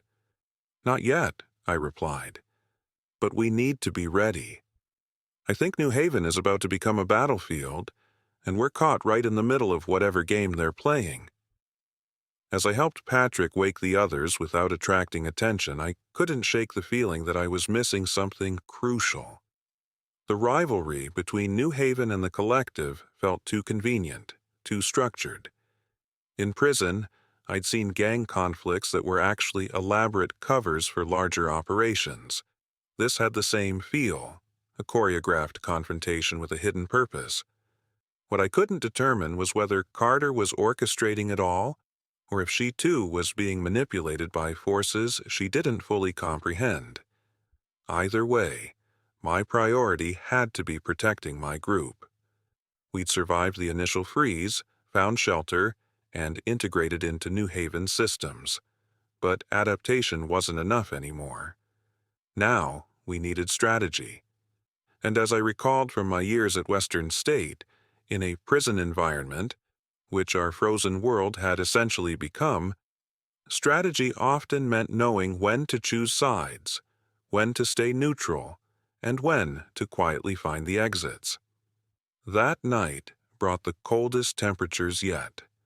The thermometer outside New Haven's main entrance registered 60 below zero, so cold that the air itself seemed to crystallize. Inside, our heating system struggled to maintain even minimal warmth. People huddled together in common areas, conservation of body heat becoming more critical than privacy. I just finished briefing my group on what I'd discovered when the first pipes burst. The sound of rushing water followed by panicked shouts echoed through the connected buildings. Santiago's voice carried over the commotion, ordering everyone to the hardware section. "Main water line froze and ruptured," he explained as the community gathered. We need to shut off all water access immediately and drain the remaining pipes before the entire system freezes. What followed was a frantic race against the plummeting temperature. Everyone capable was put to work, following Santiago's instructions to open faucets, disconnect pipes, and collect what water we could in containers. Even Frank, still weak but improving, helped by organizing the filled containers. In the midst of the crisis, I noticed Carter, Rivera, and Chen in an intense discussion near the back storage area. Their body language suggested disagreement, Carter's finger jabbing the air, Rivera shaking his head emphatically, Chen looking increasingly agitated. "Keep working," I told Patrick quietly. "I'm going to see what that's about." I made my way toward them, pretending to be checking pipe connections along the wall. As I drew closer, their voices became audible. "We can't risk moving it now," Carter was saying. "Not with everyone awake and active." "We don't have a choice," Rivera insisted. "If the temperature keeps dropping at this rate, it could affect the stability. The engineers were clear about the storage parameters." Chen noticed me first, his expression shifting instantly to neutral. "Blackwood, shouldn't you be helping with the pipes?" I held up a wrench I'd grabbed as cover. "Santiago asked me to check the connections back here. Everything okay?" Carter turned to me, her face composed but eyes sharp.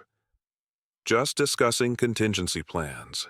The cold is becoming more severe than we anticipated." "I noticed," I said casually.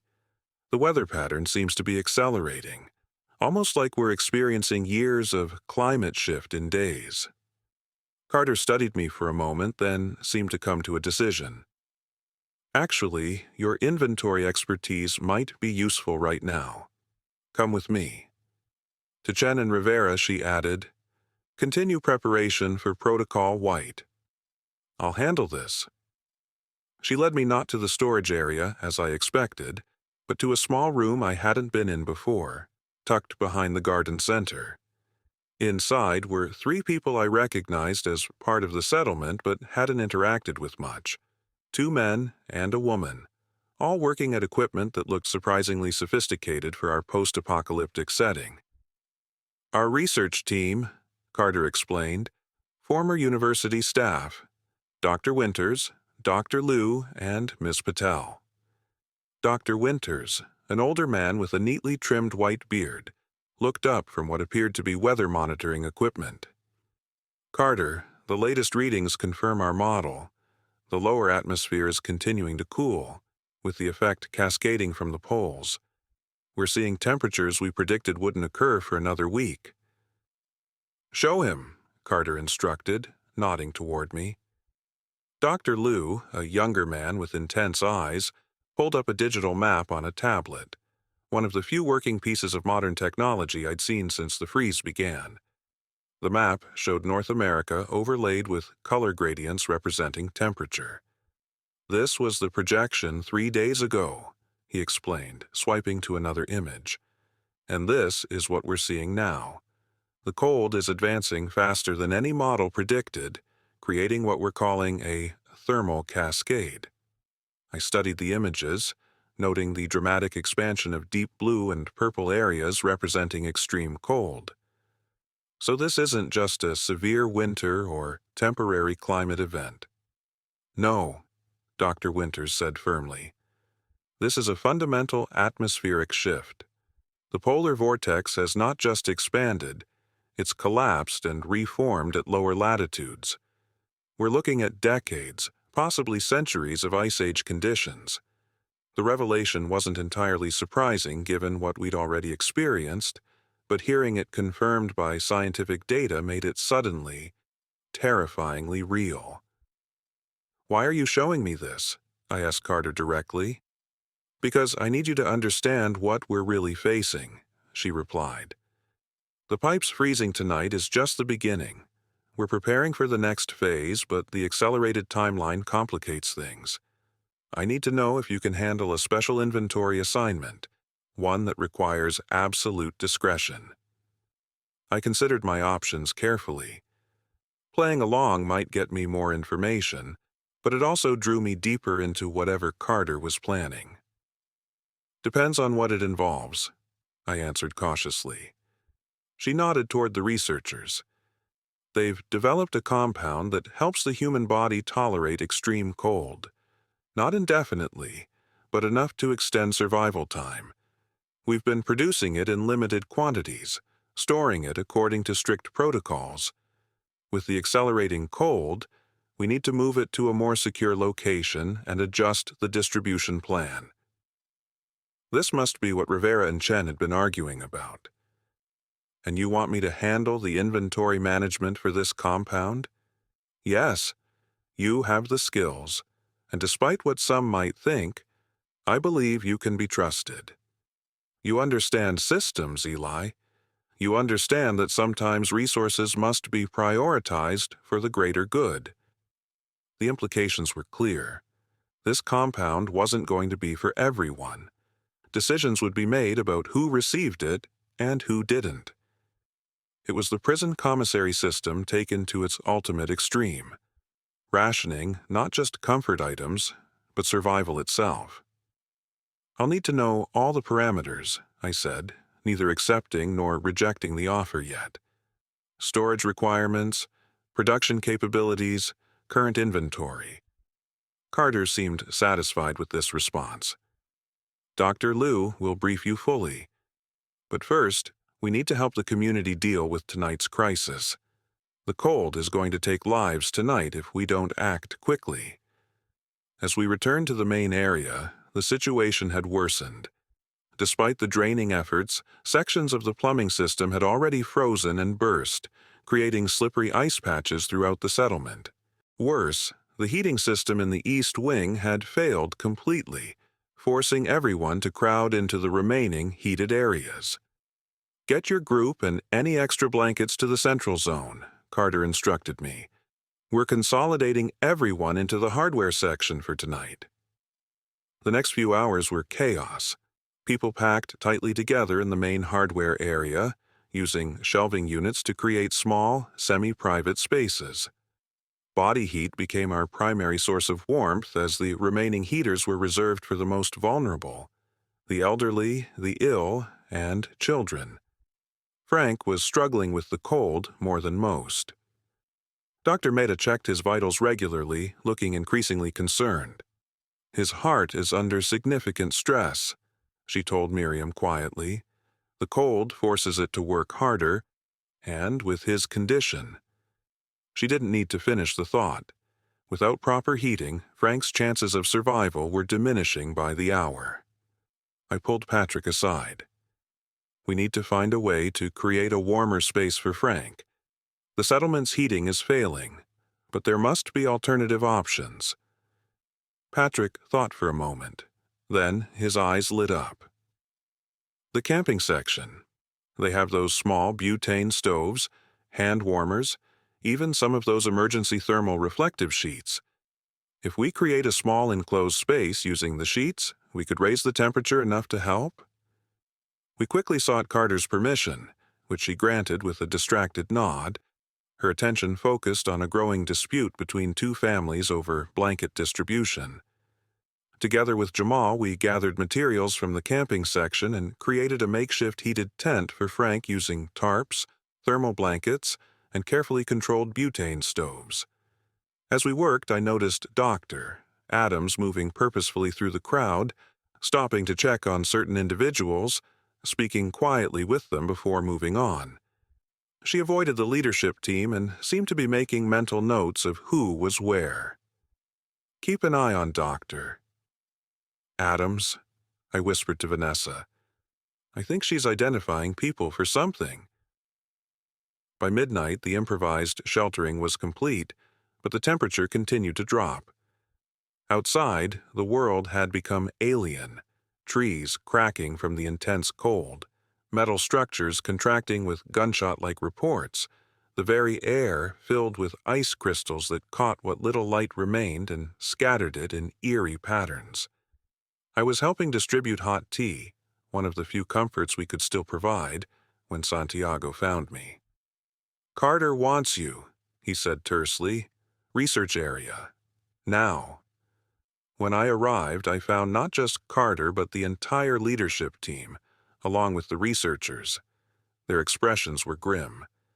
"We've lost contact with our outposts," Carter informed me without preamble. "All of them, simultaneously. The radios are working, but no one is responding." "Could be equipment failure from the cold," Santiago suggested, but his tone lacked conviction. Dr. Winters shook his head. "We've been monitoring atmospheric conditions. There's been a sudden, catastrophic temperature drop across the region, 20 degrees in just the last hour. It's as if the thermal cascade has reached a tipping point." "What does that mean for us?" I asked, though I suspected I already knew. "It means we need to implement Protocol White immediately," Carter said firmly. "No more delays." Chen looked alarmed. "We haven't completed the preparations. The selection process isn't finalized." "We're out of time," Carter cut him off. "Dr. Liu, status of the compound?" 68 viable doses, Dr. Liu reported. "Not enough for everyone, but enough for the essential personnel and priority civilians." Rivera straightened up. "I'll begin security preparations. We'll need to manage the announcement carefully to avoid panic." I listened to them plotting what amounted to the abandonment of over half the settlement's population and felt a cold that had nothing to do with the temperature. This was what I'd feared. A core group planning to take the special cold-resistant compound and whatever other critical supplies they'd hidden, leaving the rest to their fate. "And what happens to everyone else?" I asked, keeping my voice level despite my growing anger. Carter met my gaze directly. "We can't save everyone, Eli. You know that better than most. In the prison system, you learned to make hard choices about resource allocation. This is no different. Some will survive to rebuild. Others won't.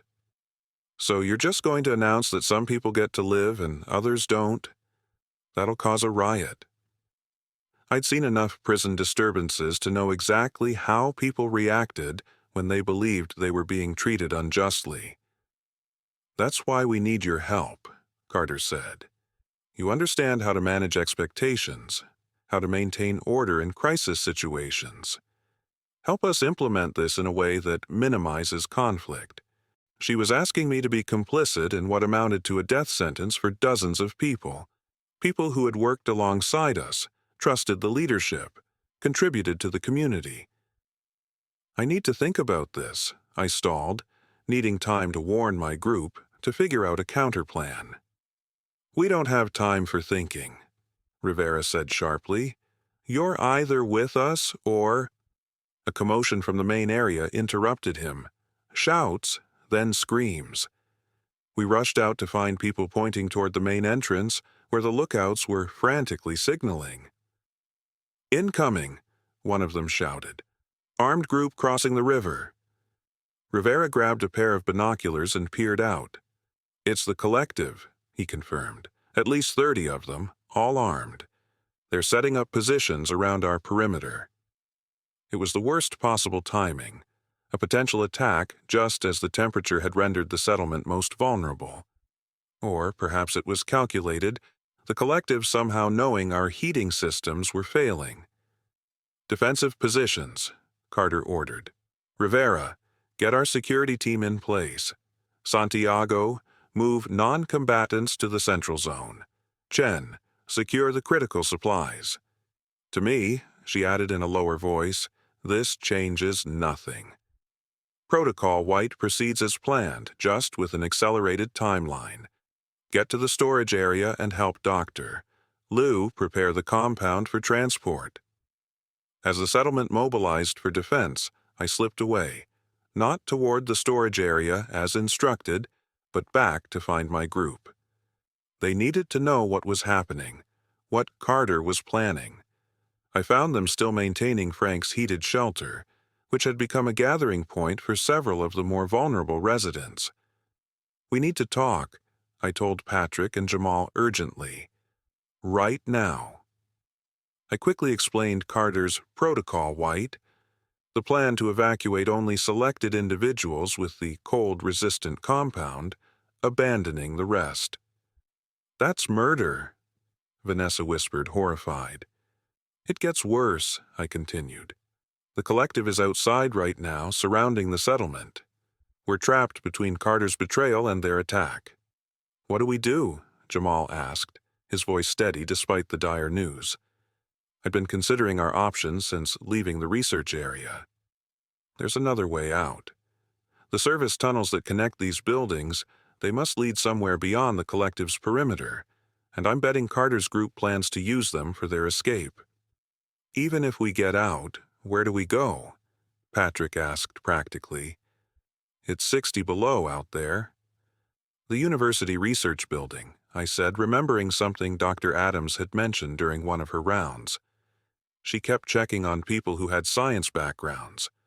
I think they have a facility there, maybe where they developed this cold compound in the first place. Miriam, who had been listening silently, spoke up. Frank can't be moved again. Not in this condition.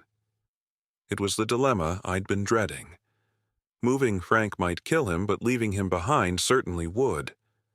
What if we could get some of that compound for him? Patrick suggested. You said it helps the body tolerate cold. It was risky, but it might be our only option. I'll try to secure some doses, I agreed. The rest of you, gather only essential supplies. Focus on insulation, anything that retains heat. Be ready to move on my signal. Before I could head toward the storage area, a sudden commotion erupted near the main entrance. Gunshots rang out, followed by the sound of breaking glass. They're breaching the north entrance, someone shouted. The collective had launched their attack earlier than anyone had anticipated. Through the chaos, I caught sight of Dr. Adams moving purposefully not toward the conflict but deeper into the settlement, toward the storage areas. I followed her at a distance, watching as she used a key card to access a restricted area I hadn't been shown. Slipping in behind her before the door closed, I found myself in what appeared to be a small laboratory. Dr. Adams was rapidly packing vials of clear liquid into a specialized container. The compound? I asked, making her start violently. She recovered quickly, hand moving toward what might have been a concealed weapon. Eli Blackwood, Carter's new inventory manager. What are you doing here? Same as you, I'd guess. Looking for a way to survive the night? Her eyes narrowed. Carter sent you to help with the evacuation. I decided to take a calculated risk. Carter's evacuation plan leaves most people behind to die, including my group, I suspect. Is that what your command ordered when you contacted them? Her surprise at my knowledge of her communications was momentary but telling. You don't understand what's happening here. Then explain it to me, I challenged, because right now it looks like some kind of power play while people freeze to death. Dr. Adams seemed to make a decision. Not a power play, a rescue mission. I'm with the Federal Emergency Response Division. We've been embedded in key settlements to identify survivors with critical skills and knowledge, people who can help rebuild once we reestablish safe zones. And the collective? Are they part of this too? She shook her head. They're exactly what they appear to be. Opportunists taking advantage of the chaos. Their attack wasn't part of the plan. It made a twisted kind of sense. The government, or what remained of it, placing agents in survivor communities to identify valuable human resources worth saving. So, you're evacuating selected people to these safe zones, I summarized, based on their usefulness. Based on necessity, she corrected. We can't save everyone. The infrastructure doesn't exist anymore. We have to prioritize. The same cold calculus Carter had described, just with a different justification. But it was still leaving people to die. I need 5 doses of that compound, I said firmly. For my group. Dr. Adams regarded me thoughtfully. Your background in prison supply management could be valuable in the safe zones. And the dental hygienist has medical training. The others? All of us, I insisted. We stay together. And I know exactly where your evacuation route is going to be. I could alert the whole settlement. It was a bluff, but one based on reasonable deduction. Dr. Adams weighed her options, clearly performing the same risk calculation I'd done countless times at Western State when negotiating with inmates. 3 doses, she countered. That's all I can spare. They'll have to be used on those most vulnerable to the cold. 4, I pushed back. Frank, Miriam, Jamal, and Vanessa. Patrick and I will manage. She hesitated, then nodded sharply. Fine. 4 doses. But you need to be at the southeast maintenance door in 30 minutes. That's when our transport arrives. After that, you're on your own. As she handed over the doses, packaged in small injector pens, a tremendous crash shook the building, followed by the sound of sustained gunfire. They've breached the main area, Dr. Adams said tensely. We need to move now, or no one's getting out. I pocketed the injector pens and headed back toward my group, staying close to the walls and avoiding the main conflict areas. The settlement had descended into chaos, the collective fighters pushing in from the north entrance while Carter's security team tried to hold them back. Civilians caught in between were either hiding or attempting to flee to the less affected areas. When I reached our section, I found Patrick and Jamal had already gathered essential supplies and were helping Frank into additional layers of clothing. Vanessa and Miriam were packing medical supplies and food. I got 4 doses, I told them, showing the injector pens. But we need to move now. The evacuation point is the southeast maintenance door in less than 30 minutes. 4 doses? Miriam questioned. But there are 6 of us. Patrick and I will manage without, I explained. The compound is limited. We need to prioritize. As Vanessa administered the doses to Frank, Miriam, Jamal, and herself, according to Dr. Adams' hurried instructions, I briefed the group on our escape plan. We follow the maintenance corridors to the southeast exit. Stay together, stay quiet. There should be transport waiting, government evacuation to some kind of safe zone. You trust this doctor? Adams? Patrick asked skeptically. Not entirely, I admitted, but right now she's offering our best chance at survival. We were ready to move when a new sound cut through the gunfire and shouting, a deep, resonant cracking noise that seemed to come from everywhere at once. What is that? Vanessa asked, alarmed. I'd heard something similar once before, on a frozen lake during my childhood. Ice, I realized with sudden dread. The ground itself is freezing. We need to go now. Supporting Frank between us, we made our way through the increasingly unstable settlement, following the maintenance passages toward the southeast exit. The temperature was still plummeting, and even with the compound, movement was becoming difficult. Every breath burned. Every exposed surface of skin screamed with pain. When we finally reached the maintenance door, we found Dr. Adams already there with about 15 other people, all looking frightened but determined. You made it, she said, sounding genuinely relieved. Our transport should be here any minute. Where's Carter? I asked, noticing her absence. Still fighting the collective with Rivera and most of the security team, Dr. Adams replied. They're buying us time. Or they had their own escape plan, I thought. Carter struck me as too calculating to go down with the ship. Outside, through the small window in the maintenance door, I could see lights approaching across the frozen landscape. The promised transportation, presumably military vehicles equipped to handle the extreme conditions. But as the lights drew closer, another sound reached us, the mechanical growl of engines, but from the wrong direction, coming from inside the settlement. Everyone back, I shouted just as the wall opposite our position exploded inward. Through the dust and debris, a makeshift armored vehicle forced its way into the corridor, a snowplow with metal plating welded to its frame.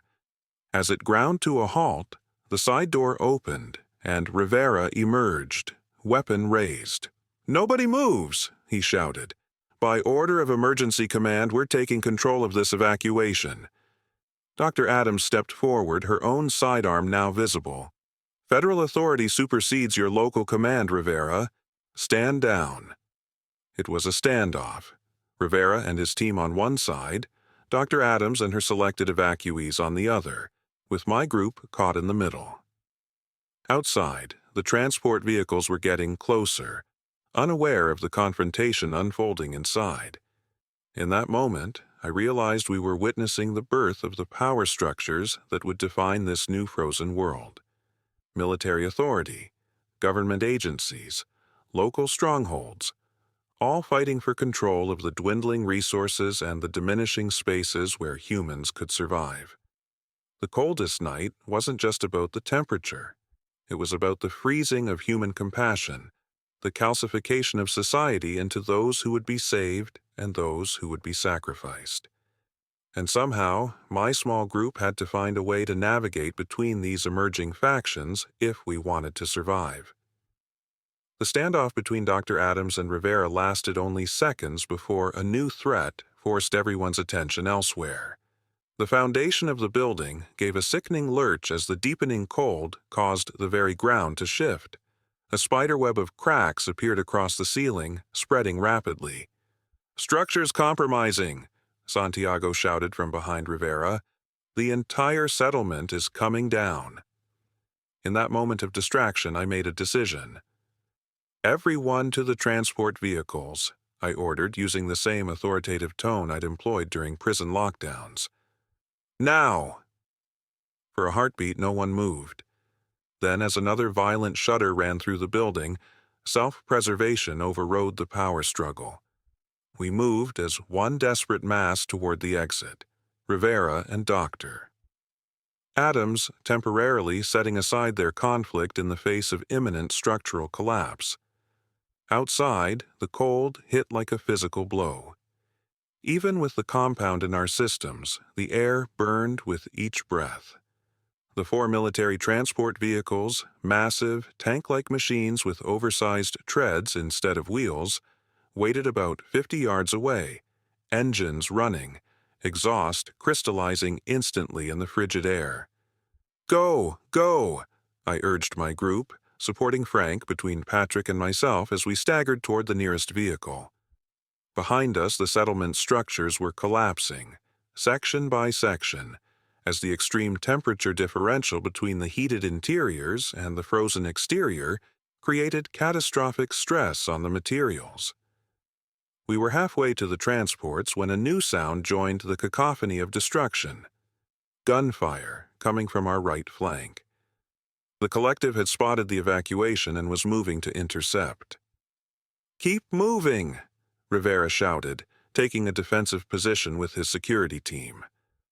They returned fire, buying time for the evacuees to reach the vehicles. The military personnel from the transports deployed with practiced efficiency, creating a protective cordon around the evacuation route. One of them, a woman with captain's insignia, directed people into specific vehicles. "Medical cases in Transport 1, essential personnel in 2, remaining evacuees in 3 and 4, she called out over the wind and gunfire. I guided Frank and Miriam toward Transport 1, where Dr. Mehta was already helping triage the arriving evacuees. Heart condition, on medication, experiencing cold stress, I told her quickly. She nodded, helping Frank aboard. "Stay with him," she told Miriam, who climbed in gratefully. I turned to find the rest of my group. Vanessa had already been directed to Transport 1 as well, her medical background making her essential personnel. Patrick and Jamal stood nearby, looking uncertain as people streamed past them toward the other vehicles. "Transport 2!" I shouted to them over the wind. "Go!" But before they could move, a figure emerged from the chaos. Carter, her face bloodied, clutching a tactical backpack that likely contained the settlement's remaining supply of the cold-resistant compound. "Blackwood," she called out, recognizing me. "Rivera's men said you were heading for the transports." "The settlement's lost," I told her, stating the obvious as another section of the building collapsed behind her. "We need to evacuate." Carter glanced toward the transports, then at the advancing collective fighters still exchanging fire with Rivera's team. "Those aren't our transports," she said grimly. "They're FERD, Federal Emergency Response Division, government operation. They'll take us to their safe zone, put us under their authority." "Better than freezing or getting shot," I countered. "What's the alternative?" She gestured toward the darkness beyond the settlement. "We have our own transport, about a mile south. Small group, independent operation. No government oversight, no military hierarchy." I understood then. Carter's Protocol White hadn't just been about saving select individuals. It had been about maintaining autonomy, staying outside whatever government structure remained. In the prison system, I'd seen similar divides. Those who accepted the official authority structure and those who created their own parallel systems of control. "My people are already on those transports," I told her, nodding toward where Frank and Miriam had boarded. Carter's expression hardened. "Then you've made your choice. Good luck, Blackwood. You're going to need it." She turned and disappeared back into the chaos, likely heading toward whatever independent transport she'd arranged. I didn't have time to dwell on her warning. The gunfire was intensifying and the military personnel were signaling the final boarding call. Patrick, Jamal, and I made for Transport 2, climbing aboard just as the heavy door was being sealed. Inside was a mixture of New Haven residents and people I didn't recognize, likely evacuees from other settlements who had already been picked up. The interior was Spartan but functional. Bench seating along the walls, straps for securing passengers, and most importantly, heating that made the air almost painfully warm after the extreme cold outside.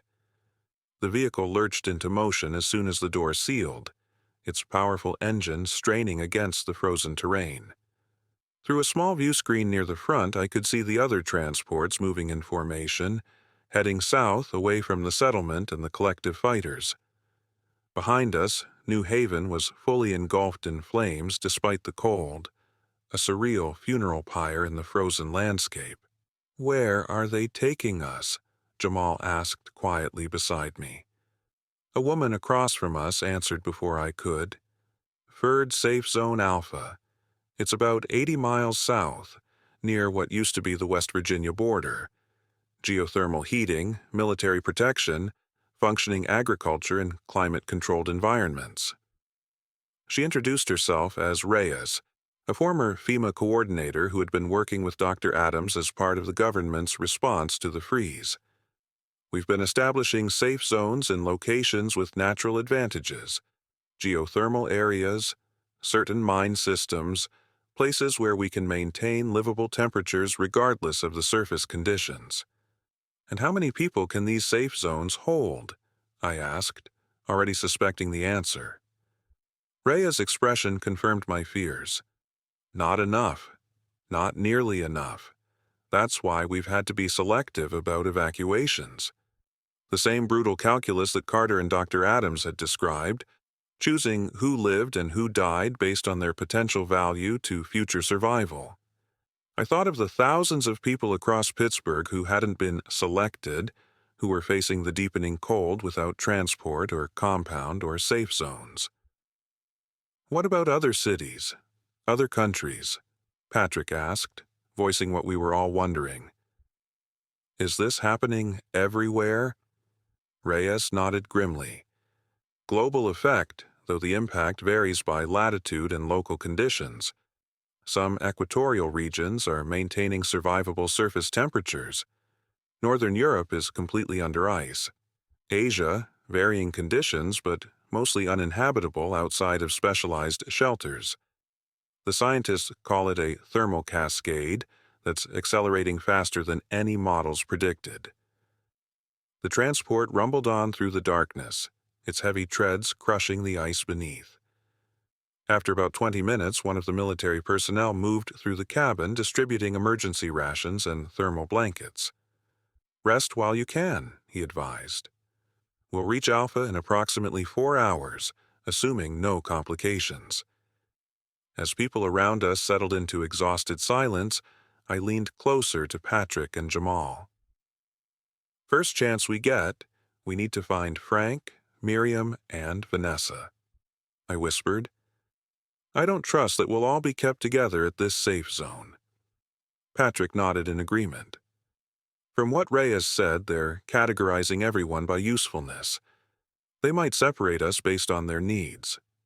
"We stay together," I insisted. "No matter what. That's been our strength since the beginning." As if to challenge that resolve, the transport suddenly swerved violently, throwing us against our restraints. A warning alarm sounded from the driver's compartment. "Ice fracture ahead," someone called out. "Transport 4 is stuck." Through the view screen, I could see the fourth transport had partially broken through what appeared to be a frozen lake or river.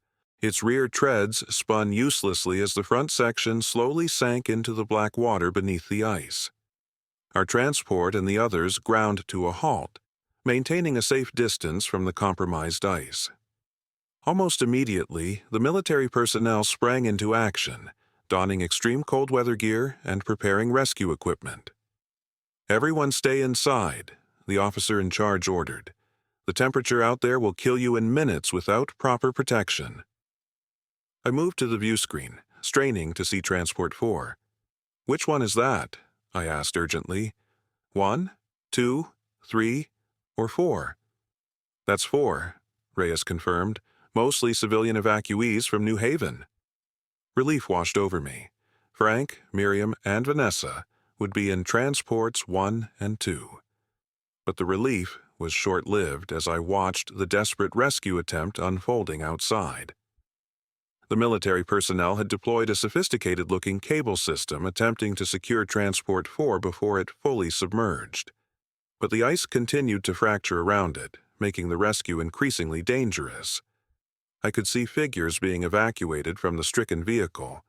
People bundled in thermal gear hurriedly passed from the sinking transport, across the creaking ice, to the safety of Transport 3. "They're not going to get everyone out in time," Patrick murmured beside me, his engineering background letting him calculate the physics of the situation. He was right. Even as we watched, another major section of ice gave way, and Transport 4 tilted sharply, its front section now fully submerged. The evacuation became more frantic, with some people clearly left inside as the rear door was forced closed to prevent the entire vehicle from flooding. One of the military officers entered our compartment, his face grim.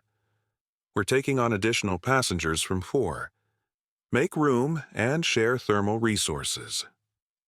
About a dozen shell-shocked survivors were ushered into our already crowded transport. They were soaking wet despite the thermal gear, their extremities showing the alarming white patches of instant frostbite.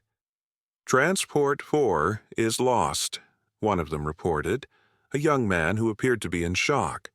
"At least 15 people still inside when it went under." 15 people. 15 lives lost in an instant to the merciless cold. I thought of how close my own group had come to being assigned to that transport, how random chance had placed us in safety instead. After the rescued survivors were stabilized as best as possible with the limited medical supplies aboard, our transport and the remaining 2 continued their journey south. The mood had shifted from relief at being evacuated to a somber recognition of how precarious our situation remained. "Even their fancy military vehicles aren't designed for this," Jamal observed quietly. "This cold is beyond what anyone prepared for." He was right. The transport's heating system was working at maximum capacity, yet barely maintaining a tolerable temperature inside.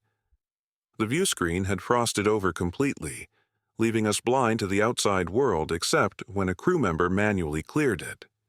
Even the military personnel, trained for extreme conditions, showed signs of strain, their movements becoming more methodical as they conserved energy. About 2 hours into our journey, the transport slowed and came to a stop. After a brief consultation in the driver's compartment, the officer in charge addressed us. We're encountering a severe pressure ridge ahead, a wall of ice pushed up by ground shifting. We need to alter course, which will add approximately 90 minutes to our journey time. Additionally, we'll be implementing strict power conservation. Heating will be reduced to minimum sustainable levels to ensure we have enough fuel to reach the safe zone. Almost immediately, the temperature in the compartment began to drop. People huddled closer together, sharing thermal blankets and body heat. I found myself thinking of the prison during power outages, how the inmates would create communal warming areas in the cells, setting aside rivalries and conflicts in the face of a common threat. "Tell us about this safe zone," I called out to Reyes, partly to distract everyone from the cold and partly because information was survival. "What's the setup? The organization?" Reyes seemed grateful for the prompting. Alpha was one of the first established about 3 weeks into the freeze. It's built around a natural gas facility that had its own power generation. We've expanded it to house approximately 5,000 people, with capacity to grow as we build more insulated structures. 5,000, someone questioned, out of millions in this region. Reyes didn't avoid the implication. As I said, we didn't have much time. We identified critical infrastructure and personnel first, then expanded the evacuation parameters as resources allowed. "And who runs this place?" I pressed. "Military? FEMA. What's left of the government?" "Joint Civilian Military Command," she answered. "General Wilson handles security and resource acquisition. Dr. Emerson oversees scientific and medical operations. Civilian needs are addressed by a Council of Representatives." It sounded organized, perhaps too organized for something supposedly cobbled together in an emergency. I was beginning to suspect, as Carter had implied, that some level of preparation for this scenario had existed before the freeze actually hit. The journey continued in increasing discomfort as the heating dwindled to preserve fuel. Through occasional updates from the crew, we learned that the altered route was taking us through more densely populated areas, or what had been densely populated before the freeze. During one brief stop to clear ice from critical components, I managed to get a look outside. We were passing through what had once been a suburban area. Houses stood like ice sculptures, completely encased in frozen precipitation. No signs of life were visible, no smoke from improvised heating, no movement, no light. It was as if humanity had simply vanished from these spaces, erased by the inexorable cold. "Do you think anyone could still be alive out there?" Jamal asked, peering over my shoulder. "Without proper shelter, heat, and the compound?" "Not likely," I answered honestly. "But humans are adaptable. Someone might have found a way." As the temperature inside the transport continued to drop, people began showing signs of hypothermia despite the thermal gear and blankets. The military medic moved through the compartment, checking on the most vulnerable and occasionally administering what I assumed were additional doses of the cold-resistant compound. When he reached us, I asked about the other transports. "Is there any way to check on the people in Transport 1? We have family there." The medic's expression was sympathetic but unhelpful. "Communications are limited to essential operations only. When we reach Alpha, there will be a reunification process." That wasn't good enough. "One of them has a heart condition. He's elderly. I need to know if he's okay." After a moment's hesitation, the medic lowered his voice. "Transport 1 is directly ahead of us. They're maintaining better temperature control because of the medical cases. Your people are probably in better shape than we are right now." It was small comfort, but at least Frank, Miriam, and Vanessa were likely warmer than we were. I thanked the medic, who moved on to check other passengers. As we approached the 7-hour mark of our journey, well beyond the estimated 4 hours, people began to show serious signs of cold stress. The military personnel distributed emergency stimulants and what they called thermal packs, chemical heating elements that provided brief, localized warmth. "We're pushing the engines to maximum," the officer informed us. "Alpha has been notified of our situation and is preparing for immediate medical response upon arrival." I could tell from his tone that he was concerned we might not all make it. The cold had become an almost living presence in the transport, a predator stalking the weakest among us. One elderly man had already slipped into unconsciousness despite efforts to keep him awake and moving. "How much farther?" Patrick asked, his technical mind still calculating our chances. "Based on our last position update, about 30 miles, I estimated. But in these conditions, with the detour—" I didn't need to finish the thought. We all knew that 30 miles might as well be 300 if the transport failed or the fuel ran out.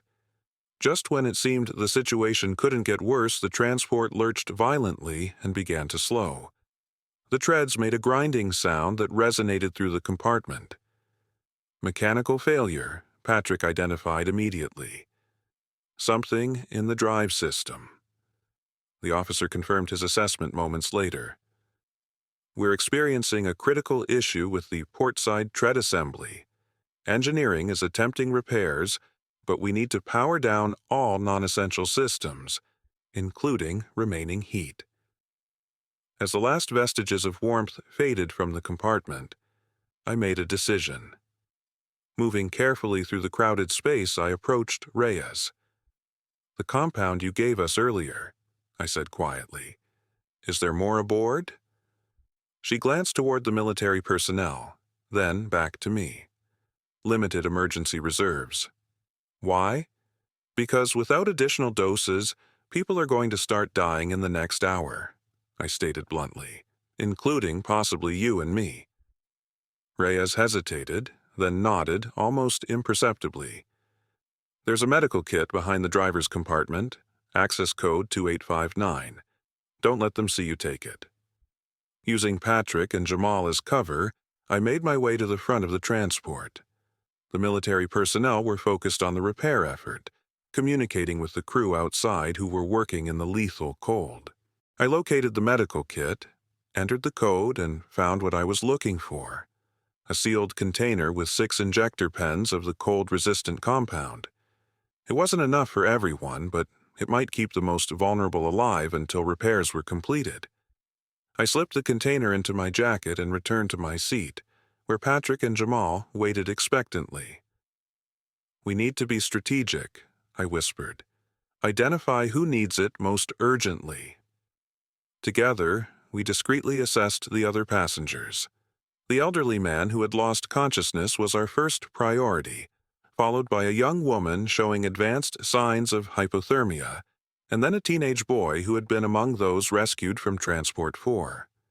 Using the confusion of the repair operation as cover, we administered 3 of the doses, saving the remaining 3 for when the next crisis inevitably arose. It took nearly 2 hours for the engineering team to complete the repairs, working in shifts of just 10 minutes to avoid fatal exposure. During that time, the temperature inside the transport dropped to levels that would have been lethal without the thermal gear and, for the most vulnerable, the additional compound. When the vehicle finally lurched back into motion, a ragged cheer went up from the passengers. The officer announced that we were less than 15 miles from Alpha, with an estimated arrival time of 45 minutes. "We'll make it," Patrick said with cautious optimism. "We've come this far." But as I looked around at the haggard faces, the frostbitten extremities, the signs of advancing hypothermia in even the strongest individuals, I wondered what "making it" would actually mean. What kind of world awaited us at this so-called safe zone? What new power structures, new limitations, new compromises to our freedom and autonomy? The raid on New Haven had revealed the brutal reality of our new existence. Those with resources would fight to keep them, those without would do anything to acquire them, and organizations like FERD would impose their own form of order, selecting who deserved to live based on criteria we might not agree with. As the transport rumbled toward Alpha, I made a silent promise to my scattered group. We would survive this journey, we would reunite at the safe zone, and then we would assess our situation carefully. If Alpha proved to be just another form of control, another system that prioritized some lives over others, we would find a way to adapt or escape. Because if the prison system had taught me anything, it was that every form of confinement, even one that offers protection, eventually requires a choice between security and freedom. And sometimes the right choice isn't obvious until you're already living with the consequences. Alpha wasn't what I expected. As our transport finally approached the safe zone after nearly 9 hours of grueling travel, I had imagined some kind of military bunker or underground facility. Instead, what emerged through the frost-covered view screen was something far more substantial, a small city taking shape in the frozen wasteland. The core of Alpha was built around what Reyes had described as a natural gas facility, but it had clearly expanded well beyond that. Multiple large structures connected by enclosed walkways spread across several acres, surrounded by a perimeter of tall fences topped with what looked like heating elements to prevent snow accumulation. Massive greenhouses with specialized lighting systems occupied one section. Military vehicles and equipment were positioned strategically throughout. "Welcome to Safe Zone Alpha," announced the officer as our transport passed through a heavily guarded checkpoint. "Medical teams are standing by for immediate triage. Please remain seated until directed otherwise." The transport came to a halt inside a large structure that resembled an aircraft hangar. As the doors opened, the relatively warm air rushed in, carrying with it the sounds and smells of humanity concentrated in an enclosed space. Voices, machinery, cooking food, the faint tang of disinfectant. Medical personnel in uniform swarmed the transport, quickly identifying those in most critical condition. The elderly man we had secretly given the compound to was among the first evacuated on a stretcher. Others were assessed where they sat, given emergency warming treatments, and categorized according to their condition. "You three," a medic pointed to Patrick, Jamal, and me. "Minor cold exposure. Follow the green line to processing." "Wait," I protested. "We have people in Transport 1, medical cases. We need to find them." The medic barely glanced at me. "Reunification is after processing. Green line, move." This was already feeling too much like prison intake. The impersonal efficiency, the color-coded directions, the expectation of compliance without question. I exchanged glances with Patrick and Jamal, who clearly shared my unease, but we followed the green line painted on the floor. There would be time to find the others once we understood this place better.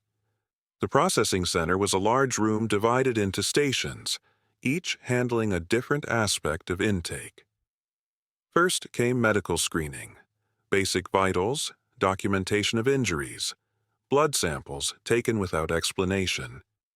Next was identification and skills assessment, detailed questions about our backgrounds, education, work experience, and specialized knowledge.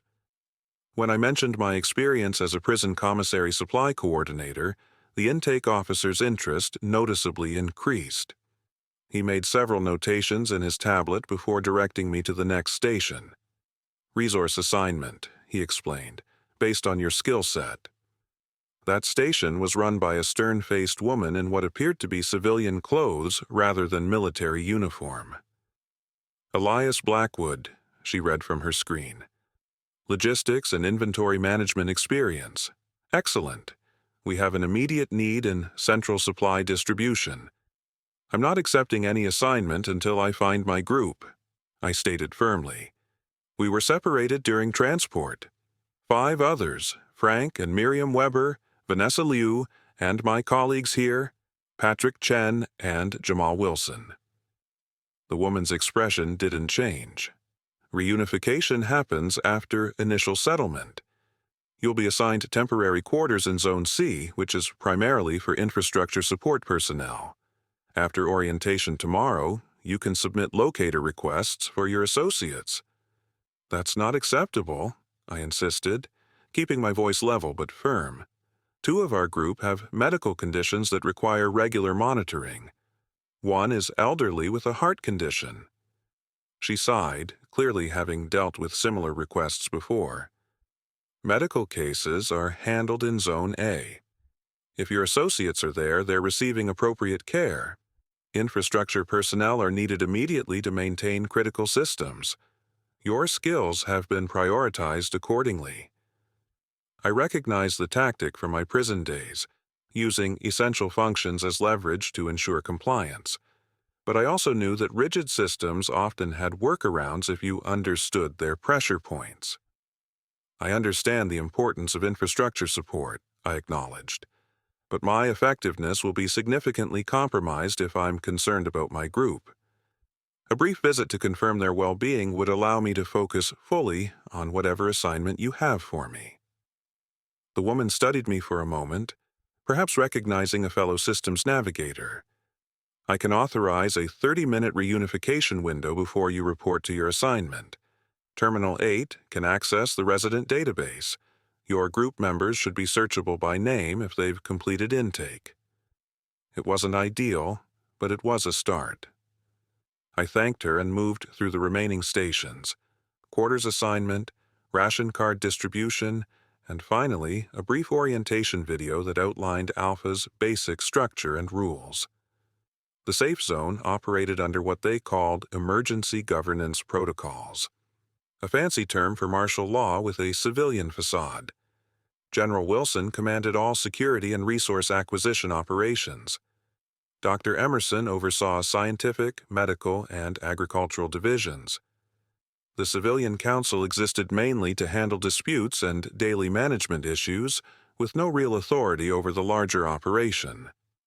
Alpha was divided into 5 zones. Zone A housed medical facilities and patients requiring ongoing care. Zone B contained scientific research, agricultural production, and educational facilities. Zone C, where we were being assigned, was for infrastructure support, power generation, water purification, supply management, and basic manufacturing. Zone D housed security forces and their families. Zone E was described vaguely as general population and incoming evacuees. After processing, Patrick, Jamal, and I were escorted to Terminal 8, a computer station with access to the resident database. The escorting officer gave us 30 minutes as promised, then would take us to our assigned quarters in Zone C. "Let's find them," I said, accessing the search function. We quickly entered the names of our missing group members. Frank Weber appeared first, listed as Critical Care Zone A, Medical Pod 3. His status was marked as Stable, which provided some relief. Miriam Weber was in the same location, listed as Family Support Personnel. Vanessa Liu had been assigned to Medical Services Zone A, apparently already put to work based on her dental hygienist background. "They're all in Zone A," I informed Patrick and Jamal. "Medical section. At least they're together." "Can we go there now?" Jamal asked the escorting officer. The officer checked his tablet. "Your authorized reunification visit includes Zone A access. I can take you there, but we need to be at your quarters assignment in Zone C within the 30-minute window." We hurried through the maze-like complex, passing through security checkpoints between zones, each requiring our newly issued ID cards to be scanned. Alpha was far larger than it had appeared from outside, much of it extending underground or built into existing structures that had been heavily modified. Zone A was noticeably warmer than the rest of the facility. Maintaining proper temperature for patients took priority in resource allocation. The medical pod was a converted warehouse space now filled with hospital beds arranged in grid patterns separated by mobile dividers for minimal privacy. We found Frank in bed 127, looking frail but conscious, with Miriam seated beside him. Their faces lit up with relief when they saw us approaching. "You made it," Miriam said, embracing each of us in turn. "We've been so worried. They wouldn't tell us anything about the other transports. We had some trouble on the way," I explained briefly. "Transport 4 was lost. Ours had mechanical issues. But we're here now. How's Frank doing?" Frank managed a weak smile. "Better than I was. They've got me on some kind of experimental treatment for cold exposure. Doctor says my heart actually took the freezing better than expected. Something about slower metabolism." Miriam's expression turned serious. "They're very interested in him. Multiple doctors have been by, taking samples, asking questions about his medication regimen before the freeze. That raised flags for me. The medical attention was necessary, but the special interest suggested something more. Perhaps research related to the cold-resistant compound or other treatments. "Have you seen Vanessa?" Patrick asked. "They put her to work almost immediately," Miriam confirmed. "Something about her medical background being valuable. She checks in when she can, but they've got her on long shifts already." Our escorting officer cleared his throat meaningfully. 10 minutes remaining in your authorized visit." I lowered my voice. "Listen carefully. We're being assigned to Zone C, infrastructure support. They're separating us based on skills. I don't like it. The setup here is too rigid, too controlled." "What choice do we have?" Miriam asked pragmatically. "Frank needs the medical care, and outside is certain death. The doctor said temperatures are still dropping. I'm not suggesting we leave," I clarified. "Not yet, anyway. But we need to understand this place, find the cracks in the system. In the prison, even with all the rules and surveillance, inmates always found ways to communicate, to move contraband, to access restricted areas." Patrick nodded in understanding. "We map the systems, identify the patterns." "Exactly. Observation first, then information sharing. We meet when possible, but don't draw attention by pushing too hard against the restrictions." Our time was up too quickly. With promises to visit again as soon as permitted, we followed the officer back through the checkpoints toward Zone C. I memorized the route, noting the checkpoint protocols, the guard rotations, the surveillance camera positions, old habits from the prison that now served a new purpose. Zone C was utilitarian in the extreme. Dormitory-style quarters with 6 bunks per room, communal washing facilities, and a mess hall that served standard rations at designated times. We were assigned to room C-42, which already housed 3 other residents, all with various infrastructure skills: an electrician, a plumber, and a former building maintenance supervisor. Our actual work assignments came the next morning. As predicted, I was placed in central supply distribution, essentially the commissary for the entire safe zone. Patrick's technical skills earned him a position in communications maintenance. Jamal, with his local knowledge of Pittsburgh, was assigned to a resource acquisition team that planned scavenging missions to abandoned areas. The supply distribution center was a massive warehouse operation that handled everything from food rations to clothing to tools and equipment. My role involved tracking inventory, processing requisitions from the various zones, and ensuring critical supplies were properly prioritized. It was familiar work, comfortingly similar to my prison job, but with significantly higher stakes. Within days, I had learned enough about the supply system to confirm some of my suspicions about Alpha. Resources were not distributed equally across the zones. Zone D, Security, and Zone A, Medical, Scientific, received priority for everything from food quality to heating levels. Zone E, where most new evacuees were housed, received the minimum necessary for survival. Even within zones, there were hierarchies based on one's assigned importance to the operation. The second thing I discovered was that Alpha was not operating in isolation. Regular supply runs brought in not just scavenged materials from abandoned areas, but also new shipments that appeared to come from active production facilities somewhere else. Communications logs mentioned other safe zones, Beta, Gamma, Delta, suggesting a network of similar installations. Most troubling was what I overheard during a late inventory shift. Two security officers were discussing what they called the expansion problem. "General's concerned about population pressure," one said. "We're taking in more evacuees than the long-term models support." "Heard they're implementing stricter selection criteria," the other replied, "effective immediately." Transport 37 was turned away entirely, redirected to Gamma. Redirected? In this weather? That's a death sentence. Officially, they were reallocated to a more suitable facility. Unofficially, they noticed me then and abruptly changed the subject, but the implication was clear. Alpha was reaching its capacity, and decisions were being made about who deserved shelter and who didn't. Just as Carter had predicted, just as Dr. Adams had implemented with her selective evacuations.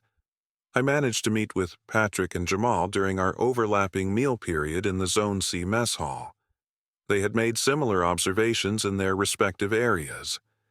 "The communication system is incredibly sophisticated," Patrick reported quietly.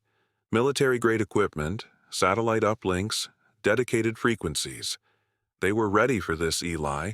This wasn't thrown together in an emergency." Jamal nodded in agreement.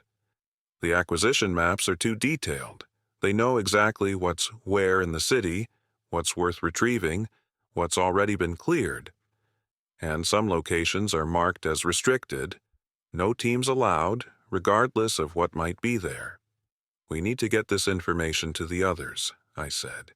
"Zone A has more privileges, better access.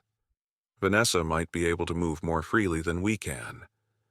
Our opportunity came 3 days later when I was able to arrange a supply delivery to Medical Pod 3 that legitimately required my personal oversight. Vanessa met me there, using her medical duties as cover. "They're experimenting with the cold compound," she confirmed after I shared our findings. "Trying to improve it, make it last longer. Frank is part of a study group because his heart condition should have made him more vulnerable to the cold, but he's actually showing better adaptation than many healthier subjects." "Are they treating him well?" I asked, concerned about his status as a research subject. "Yes, surprisingly so. The medical care is excellent. But Eli, there's something else you should know. I've been assisting Dr. Emerson with some of the research, and I've seen documents about the freeze. This isn't a natural event." The revelation struck me like a physical blow. "Not natural? You mean it was caused deliberately?" Vanessa shook her head. "Not deliberately, but not completely unexpected either. They've had models predicting this possibility for years. A polar vortex collapse leading to rapid northern hemisphere cooling. There were warning signs months ago, which is why these safe zones were already in preparation before the first blizzard hit." "And they didn't warn anyone?" Jamal asked, incredulous. "They claim there wasn't enough certainty to justify mass panic," Vanessa explained. "By the time they were sure, it was already too late for most people. The safe zones could only accommodate a tiny fraction of the population. I thought about the millions of people in Pittsburgh alone, now lost to the freeze or struggling to survive in whatever shelters they'd managed to create. The select few thousand here at Alpha represented less than 1% of the original population." "There's more," Vanessa continued, lowering her voice further. "The scientists don't believe this is temporary. The models show the cooling effect accelerating for at least another year, with ice coverage expanding to the 35th parallel. That's halfway through Virginia, Patrick noted grimly, which means even this location isn't sustainable long term. Exactly. They're already planning evacuations to more southern safe zones. But there's limited capacity everywhere, which means more selection, more people left behind. Our conversation was cut short by the arrival of medical staff doing rounds. I completed my official supply inventory and left, my mind racing with implications. If Alpha itself wasn't sustainable, if even this heavily resourced safe zone was only temporary, then the entire evacuation and selection process would repeat, with more people deemed expendable with each iteration. Over the next week, I used my position in supply distribution to gather more information and resources. The commissary system, like in prison, served as a nexus for the entire facility. Everything and everyone eventually needed supplies, which gave me legitimate reasons to access different zones, interact with various personnel, and observe the operation from multiple angles. What emerged was a clearer picture of Alpha's true nature. It wasn't just a humanitarian rescue operation. It was a carefully orchestrated preservation of specific human resources, knowledge, and genetic diversity. The selection criteria for evacuation prioritized scientists, engineers, medical professionals, military personnel, and others with skills deemed essential for rebuilding civilization in a drastically altered world. Frank's treatment as a research subject rather than just a patient made more sense in this context. His unusual cold tolerance might represent genetic factors worth preserving or replicating. Vanessa's rapid assignment to medical duties, my own placement in supply management, Patrick's technical role, we had all been evaluated and utilized according to our potential value to the operation. But what about those deemed less valuable? I found my answer in Zone E, which I accessed under the pretext of auditing their supply distribution. Unlike the other zones, E was severely overcrowded with minimal heating and basic rations. New evacuees were processed there, evaluated, and either assigned to a functional zone or kept in E indefinitely. Some, I learned through quiet conversations with the zone's supply officers, were eventually transferred to more suitable facilities, a euphemism for being moved to less resourced safe zones, or in some cases, simply evicted back into the freeze. The scientists at the university building Dr. Adams had mentioned were likely part of this same operation, research outposts that fed information to the safe zones, identifying potential evacuees with desirable skills or characteristics. Carter and her group had rejected this system, choosing independence with higher risk over submission to this calculated sorting of human worth. I found myself wondering if they had survived, if their alternative transport had reached whatever destination they'd planned. Their resistance to authority suddenly seemed less like paranoia and more like justified concern about the true nature of the official response to the freeze.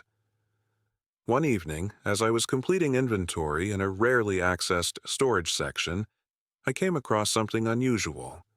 A crate marked unauthorized research, restricted access, tucked behind more mundane supplies. Normally, restricted materials were kept in secure areas with proper logging, not hidden in general storage. Something about this didn't fit the meticulously organized Alpha protocols. Checking that I was alone, I carefully opened the crate. Inside were scientific journals, data drives, and several containers of what appeared to be biological samples. The journals contained research notes about something called Project Thaw, apparently an independent research initiative not sanctioned by Alpha's official scientific division. I couldn't make sense of all the technical details, but the core concept was clear enough. A small group of scientists believed the freeze could be reversed through atmospheric intervention. They had been developing and testing methodologies in secret, using resources diverted from official projects.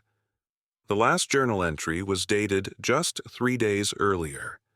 Prototypes successfully tested at microscale. Thermal inversion achieved within test chamber. Scaling remains primary obstacle. Resources insufficient for next phase. I carefully resealed the crate and returned it to its hiding place. This information could be valuable, but I needed to understand more before sharing it with my group. If some scientists believed the freeze could be reversed, if they were actively working against the official narrative of permanent climate change, then perhaps the future wasn't as predetermined as Alpha's leadership claimed. That night, lying in my bunk in the crowded Zone C dormitory, I made a decision. We would continue to work within Alpha's system, gathering information and resources, building connections across the zones. But we would also prepare for the possibility of leaving, not back into the lethal cold, but toward whatever alternative might exist. The truth about the freeze, about Project Thaw, about the network of safe zones, all of it suggested there were options beyond simply accepting our assigned place in this new hierarchical world. Carter had made her choice to remain independent. The scientists behind Project Thaw had chosen to pursue unauthorized research despite the risks. We would need to make our own choice soon, as Alpha prepared for its inevitable southward evacuation. And when that time came, I wanted us to choose from a position of knowledge and preparation, not desperation and fear. The freeze had transformed our world in days, collapsing civilization as we knew it into isolated pockets of survival. But humans had always adapted, always found ways to resist even the most extreme conditions. In the prison system, I had witnessed the incredible ingenuity of people with severely limited resources and opportunities. Now, in this frozen world governed by those who had prepared while leaving billions to die, that same ingenuity might be our greatest asset. And perhaps, if Project Thaw was viable, the key to restoring what had been lost. 2 weeks after discovering Project Thaw, I was summoned to a high-priority meeting in Zone B. The official reason was to discuss inventory protocols for scientific equipment, but the secure message delivered to my terminal contained an additional note. Dr. Emerson requests your specific presence. This was unusual. As the head of scientific operations, Dr. Emerson rarely dealt directly with infrastructure personnel. I suspected Vanessa had mentioned my supply chain expertise to her, perhaps in relation to the unauthorized research I'd discovered. Zone B was noticeably different from the utilitarian confines of Zone C. The scientific and agricultural areas were better equipped, better maintained, and significantly warmer. As I passed through the enormous greenhouse sections, I marveled at the concentrated effort to maintain plant life despite the hostile world outside. Rows of specially designed lighting systems bathed various crops in artificial daylight. Researchers moved between stations, measuring, adjusting, recording data. The meeting was held in a small conference room adjacent to Dr. Emerson's office. To my surprise, when I arrived, I found not only Dr. Emerson but also Vanessa and a scientist I didn't recognize. "Mr. Blackwood," Dr. Emerson greeted me. "Thank you for coming. This is Dr. Patel, our lead atmospheric researcher." I shook their hands, noting the tension in the room. "I understand you need input on inventory protocols." "That was our cover story," Dr. Emerson stated directly. "What we need to discuss is more sensitive. Dr. Liu tells me you discovered certain research materials in Section G17 storage." I kept my expression neutral. I was conducting a standard inventory assessment. Some items appeared to be miscategorized. "Project Thaw," Dr. Patel said quietly, "our unofficial research initiative." So they knew I'd found their hidden research. The question was whether I was being brought into their confidence or being warned off. "The research looked promising," I ventured carefully. "Atmospheric intervention to reverse the freeze effect." Dr. Emerson nodded. "Vanessa mentioned your background in systems management, your ability to work around official channels when necessary. We believe those skills could be valuable to our project, which is not sanctioned by General Wilson or the official Alpha command structure," I noted, making sure I understood the situation correctly. "Correct, Doctor," Patel confirmed. "The official position is that the freeze is irreversible, that our best strategy is controlled evacuation to equatorial regions. Project Thaw contradicts this narrative." "Why keep it secret if it could help everyone?" I asked, though I suspected I knew the answer. Dr. Emerson's expression hardened. "Politics, resources, control. The current evacuation protocols maintain the existing power structures. A technological solution that could restore normal climate conditions would disrupt those structures." "You're saying certain people benefit from the world staying frozen," I summarized. "Not benefit exactly, Doctor," Patel clarified. "But the crisis justifies certain measures, certain allocations of power and resources that would be challenged in a recovery scenario." The parallels to prison administration were striking. Crisis conditions always consolidated power among those already in authority, justified extreme measures in the name of security and survival. "What exactly do you need from me?" I asked directly. Dr. Emerson slid a tablet across the table. "Supply chain expertise. We've hit a resource bottleneck. The next phase of Project Thaw requires components and materials that we can't requisition through official channels without raising questions." I reviewed the list: specialized electronics, certain chemicals, engineering components. Nothing individually suspicious, but together they pointed to a significant atmospheric intervention technology. "Some of these items aren't in Alpha's inventory," I noted. "They'd need to be retrieved from outside facilities." "Precisely, Doctor." Patel agreed.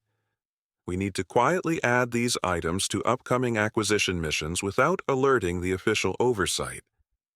And you think I can help with that because of my commissary experience," I concluded. Vanessa spoke up for the first time. "Eli, I told them how you manage the prison supply system, how you could track and allocate resources without drawing attention. This project could make a real difference." I considered the risks carefully. Helping Project Thaw meant working against Alpha's command structure, potentially jeopardizing the relative safety my group had found here. But if the project succeeded, it could mean a future beyond these controlled safe zones, beyond the endless calculations of who deserved to live and who could be sacrificed. "I'll help," I decided, "but I need something in return. My group stays together regardless of any future evacuation protocols. All 6 of us." Dr. Emerson studied me for a moment, then nodded. "I can ensure that. Your skills are valuable enough to justify keeping your associates with you, even during the southward relocation." Over the next week, I carefully integrated Project Thaw's requirements into legitimate supply chains. Resource acquisition missions were already scheduled to various facilities around the region: universities, research centers, industrial complexes. By slightly adjusting inventory targets and reclassifying certain items, I could divert what the project needed without raising flags in the system. Jamal's position on the acquisition teams proved invaluable. I briefed him discreetly about which items needed priority, which locations might have the components we couldn't find in Alpha's existing inventory. His local knowledge of Pittsburgh helped identify previously overlooked facilities that might contain what we needed. Patrick's communications role gave us additional cover. He could monitor the official channels, warn us of any increased scrutiny or changes to protocols that might affect our covert activities. Meanwhile, Frank's condition continued to improve under the specialized treatment in Zone A. The medical team's interest in his unusual cold tolerance provided Miriam with a degree of protection as well, as they were reluctant to separate her from their research subject. Vanessa's direct involvement with Dr. Emerson gave her access to information and resources beyond what would normally be available to someone of her rank. For the first time since the freeze began, I felt a sense of purpose beyond mere survival. Project Thaw represented hope, not just for us, but potentially for all those still struggling in the frozen wasteland the world had become. 2 critical acquisition missions were scheduled for the following week. One to a university physics department that likely contained specialized atmospheric monitoring equipment, another to a weather research station that might have components for the project's core technology. Jamal volunteered for both, despite the risks involved in venturing outside Alpha's protected environment. The night before the first mission, we gathered in a maintenance corridor between Zones B and C, one of the few places we'd identified with minimal surveillance where members from different zones could meet briefly. "The cold is getting worse," Jamal reported grimly. "Latest readings show -70 outside. The acquisition teams are using enhanced cold gear, triple doses of the compound, and we still can't stay outside for more than 30 minutes. "Any news on the evacuation timeline?" I asked Patrick, who had access to some of the communications between Alpha and other safe zones. "Nothing confirmed, but chatter suggests 8 to 10 weeks. They're preparing transport for about 60% of the current population." The implication hung in the air. 40% would be left behind. "Project Thaw needs to be operational before then," Vanessa stated firmly. "Dr. Patel believes they can run the first full-scale test in about 6 weeks if we get all the components." "And if it works?" Miriam asked, the hope evident in her voice. "If it works, the atmospheric intervention could begin reversing the freeze effect within days," Vanessa explained. "Not an immediate return to normal temperatures, but enough improvement that survival outside the safe zones becomes possible for more people." "And if it doesn't work?" Patrick asked pragmatically. I answered that one. "Then we make sure we're among the 60% evacuated south. But at least we tried for a better solution." The next morning, I watched from the acquisition prep area as Jamal and the other team members prepared for their mission. The extreme cold gear they wore resembled spacesuits more than traditional winter clothing: full-body insulation, respirators to prevent lung damage from the freezing air, heated goggles to prevent eye tissue from freezing. "Target is Franklin Physics Building, University of Pittsburgh," the team leader announced. "Primary objectives are the quantum optics lab and atmospheric sciences equipment. Estimated exposure time, 27 minutes. Compound doses have been adjusted accordingly." I caught Jamal's eye as he checked his equipment. He gave me a subtle nod. He knew exactly which items were critical for Project Thaw. The acquisition team departed through Alpha's specialized airlocks, a multi-chambered system that prevented the extreme exterior cold from rushing in all at once. Through the observation window, I watched as they boarded a modified transport vehicle, smaller and more maneuverable than the massive transports that had brought us to Alpha. The mission was scheduled to last 4 hours total. 1 hour to reach the target, 1 hour on site, 1 hour to return, and 1 hour buffer for unexpected complications. 4 hours that felt like an eternity as I continued my regular duties in supply distribution, unable to check on the team's progress. Just as I was finishing my shift, an alarm sounded throughout the facility, 3 long tones followed by an announcement: "Medical emergency protocols activated. Acquisition Team 7 returning with casualties. Medical personnel to Airlock 2. My heart sank. Team 7 was Jamal's team. I abandoned my post and hurried toward Airlock 2, using my supply coordinator credentials to justify my presence. When I arrived, medical teams were already assembled, waiting as the airlocks cycled through their pressure and temperature adjustments. The inner door finally opened, and the acquisition team staggered in. 2 members supported a third between them, clearly injured. With relief, I saw that Jamal was not the injured party. He entered last, carrying what looked like several equipment cases. "What happened?" I asked him quietly as the medical team rushed to the injured team member. Structure collapse, Jamal explained in a low voice. Part of the building gave way under the weight of the ice. Rodriguez was trapped briefly. Possible broken leg, definite cold exposure. He glanced at the equipment cases. But we got what we needed. All of it. Despite the injury, the mission was deemed a success.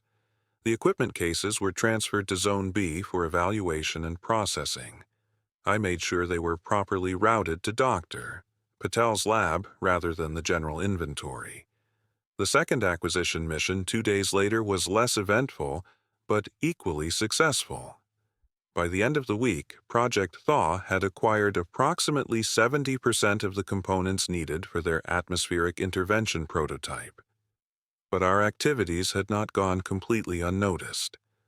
I was in the main distribution center when I received an unexpected visitor, Rivera, now operating as one of General Wilson's senior security officers. Blackwood, he greeted me, his tone carefully neutral. General Wilson requests your presence for a resource allocation consultation. This was concerning. The general rarely dealt directly with infrastructure personnel unless there was a significant issue. I followed Rivera through the checkpoints to Zone D, the security and administration section of Alpha. General Wilson's office reflected his military background. Functional, organized, with strategic maps of the region displayed on several screens. The general himself was a tall, imposing figure with a perpetually serious expression. Mr. Blackwood, he greeted me, your work in supply distribution has been exemplary.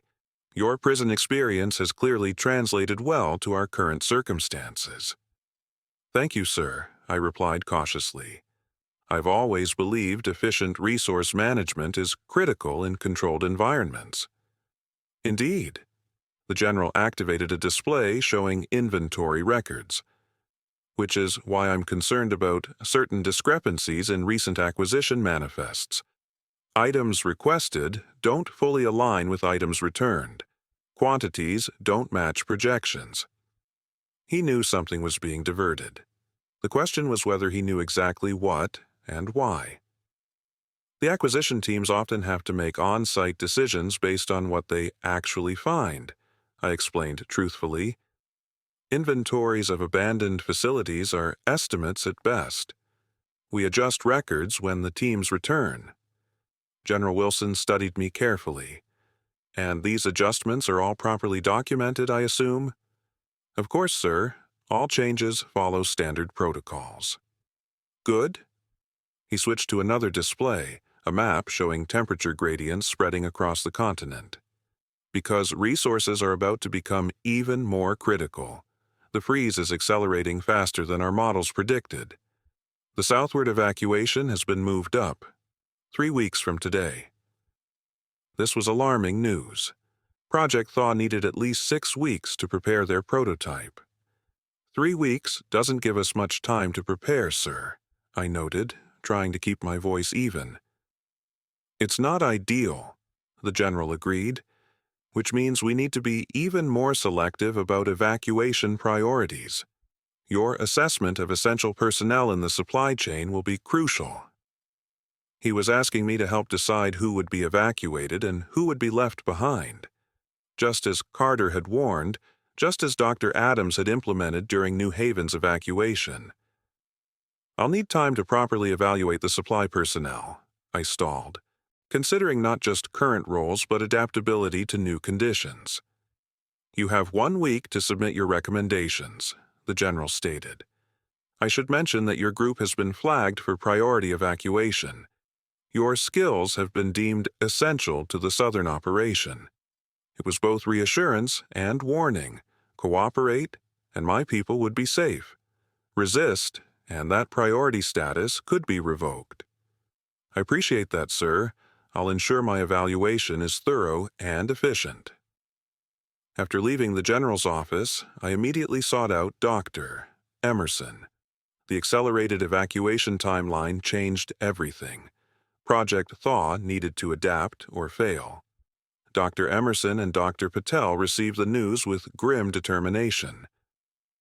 3 weeks is barely enough time for a scaled-down version, Dr. Patel admitted, but we could potentially demonstrate proof of concept, enough to justify continuing the research at the southern facility. The general suspect's resources are being diverted, I warned them. He doesn't know specifically about Project Thaw yet, but he's watching the inventory flows more closely now. Then we need to accelerate our timeline, Dr. Emerson decided, and we need to consider bringing more people into the project, people with evacuation priority who can help ensure the research continues south. I thought of Frank, whose unusual cold tolerance had made him valuable to the medical research team. I may know someone who could help justify the atmospheric research from a medical perspective. The next few days were a careful balance of compliance and subversion. I prepared the personnel evaluations the general had requested, ensuring my group remained on the priority list while also identifying other supply staff who could be convinced to support Project Thaw if included in the evacuation. Meanwhile, Dr. Patel's team worked around the clock on their prototype. The concept was ingenious if untested, a network of atmospheric processors that could disperse specialized particles to disrupt the thermal cascade effect, potentially reversing the freeze pattern that had transformed the planet's climate. 1 week before the scheduled evacuation, we had our first major breakthrough. A small-scale test in a controlled chamber successfully demonstrated the intervention principle, creating a localized temperature increase of 15 degrees that maintained stability for over 6 hours. "It works, Doctor," Patel announced to our core group, unable to contain his excitement. "The thermal inversion is sustainable.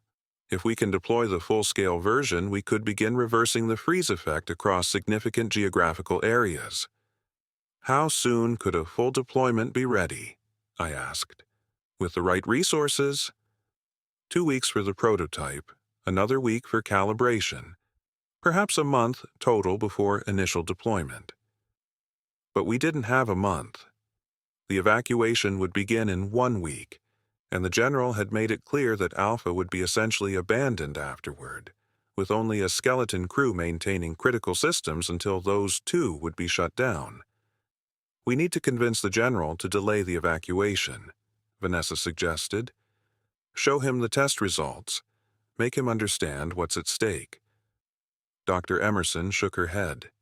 "Wilson is committed to the evacuation plan. The entire operational structure is built around controlled relocation and resource preservation. A solution that could help everyone threatens that structure." "Then we make our own plan," I decided. "We secure the essential components, ensure they're included in the evacuation inventory, and continue the research at the southern facility." "And if the general blocks it?" Patrick asked. I thought about Carter's independent transport, her rejection of the official evacuation. "Then we find another way south. But first, let's try working within the system." Dr. Emerson arranged a demonstration for the general and key staff the next day. The small-scale test was repeated, showing clearly how the intervention could stabilize and reverse temperature drops in a controlled environment. General Wilson watched impassively, asking technical questions that revealed a deeper scientific understanding than his military bearings suggested. When the demonstration concluded, his assessment was clinical. "Interesting research, potentially valuable, but speculative and unproven at the necessary scale." He turned to Dr. Emerson. "Continue your work at the southern facility. I'll authorize transport for the essential equipment and key personnel, but the evacuation proceeds as scheduled." It wasn't the full endorsement we'd hoped for, but it was enough to keep Project Thaw alive through the transition. The critical components would be evacuated, the core research team preserved. But as we prepared for the mass evacuation, troubling information came through Patrick's communications monitoring. The southern facility, designated Safe Zone Omega, was experiencing its own problems. Temperature drops were occurring faster than expected even in those southern latitudes. Resource conflicts had emerged between military and civilian leadership. Most concerning, evacuation capacities had been revised downward. "They're taking fewer people than originally planned," Patrick reported grimly. "Maybe 40% of Alpha's population instead of 60. The night before the evacuation was scheduled to begin, I gathered my complete group, Frank, Miriam, Vanessa, Patrick, and Jamal, in a secluded maintenance area for a final discussion. "We have an official place in the evacuation," I confirmed, "but the situation at Omega is unstable. There's no guarantee Project Thaw will be allowed to continue there, no guarantee our group will stay together." "What are our options?" Frank asked. His strength had improved considerably, though he still moved carefully. "We go with the official evacuation and try to maintain Project Thaw within the system," I outlined. "Or we consider alternatives." "Like what?" Miriam asked skeptically. "The outside is lethal. Even with the compound, exposure longer than an hour means death." "There might be another option," Jamal said quietly. "During the acquisition missions, we heard radio transmissions. Other survivor groups, independent from the safe zone network.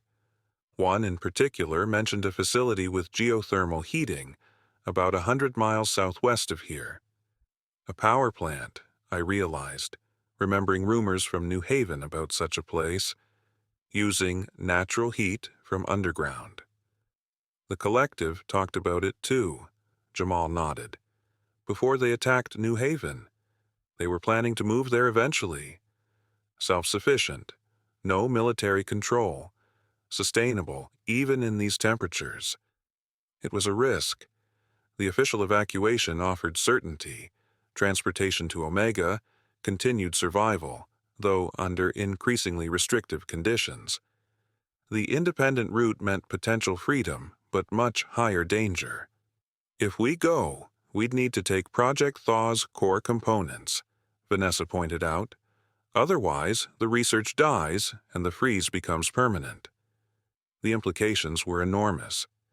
Taking the project's key components would be seen as theft by Alpha's leadership, potentially sabotaging the official research continuation. But leaving them might mean the project never reached fruition under the increasingly restrictive Southern Command. "We need to decide now," I told the group. "Evacuation begins at dawn. Whatever we choose, we do it together." The discussion continued late into the night, each person weighing the risks and potential rewards of both paths. Frank and Miriam, having experienced the closest brush with death from the cold, were understandably hesitant about venturing outside the safe zone system. Patrick and Vanessa saw the scientific necessity of preserving Project Thaw's independence. Jamal, who had ventured outside multiple times on acquisition missions, provided practical assessment of the journey's challenges. In the end, the decision came down to a simple question.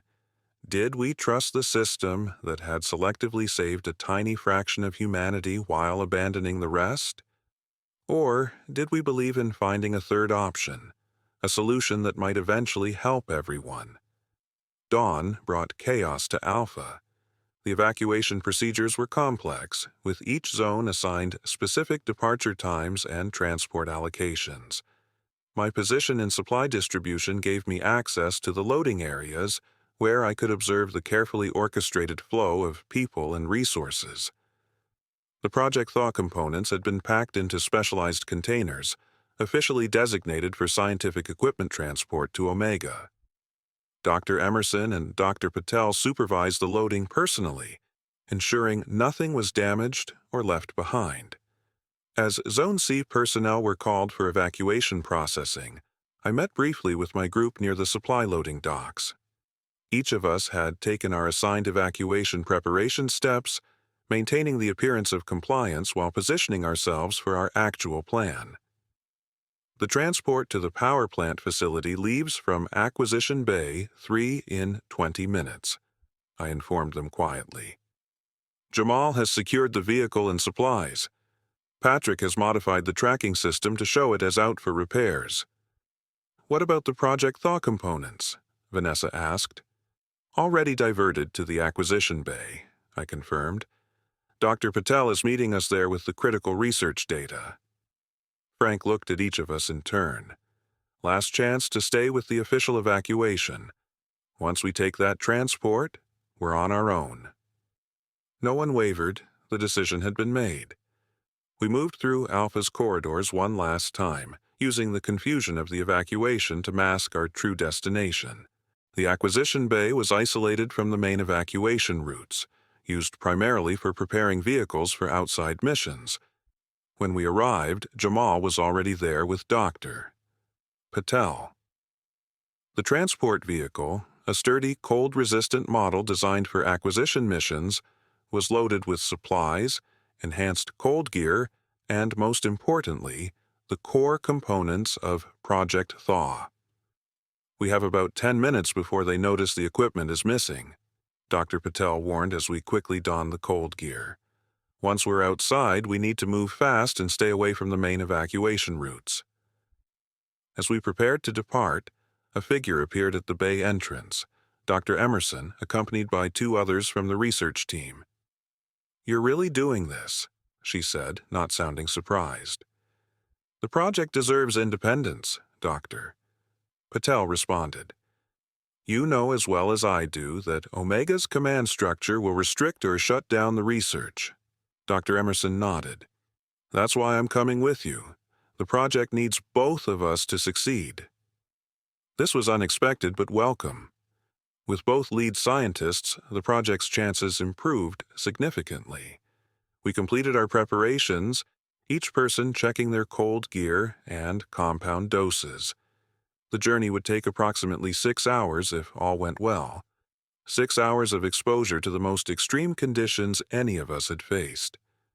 As the acquisition bay doors opened, revealing the frozen wasteland beyond Alpha's protective barriers, I thought about how far we had come since that first day of snow in Pittsburgh.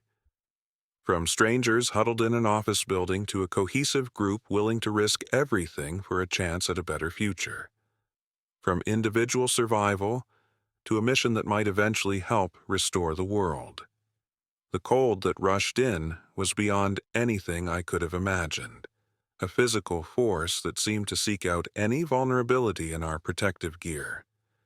But we moved forward methodically, boarding the transport, sealing ourselves inside its relative protection. As Jamal navigated the vehicle away from Alpha, following coordinates to the reported geothermal facility, I watched the massive safe zone recede behind us.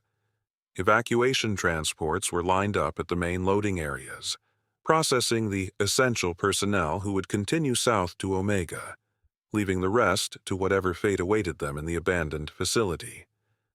Carter had been right to question the official response, to seek independence despite the higher risks. The system that had emerged from the freeze prioritized control over compassion, preservation of the few over salvation for the many. Our small transport, carrying both fugitives and hope in the form of Project Thaw, represented something different. A refusal to accept that the frozen world was permanent, a commitment to finding solutions that could help everyone, not just those deemed worthy by whoever held power. The journey ahead would be dangerous. The geothermal facility might not be the sanctuary we hoped for. Project Thaw might fail despite our best efforts. But as we traveled south along the frozen Ohio River, now a highway of ice guiding us toward uncertainty, I felt something I hadn't experienced since the first snowflakes began to fall over Pittsburgh. Not just hope for survival, but hope for restoration. Not just adaptation to a frozen world, but the possibility of healing it. Not just preservation of the few, but eventually, salvation for the many. The Ice Age had transformed our world in days, collapsing civilization and forcing impossible choices. But within that frozen landscape, we had found purpose, community, and the courage to forge our own path toward a warmer future.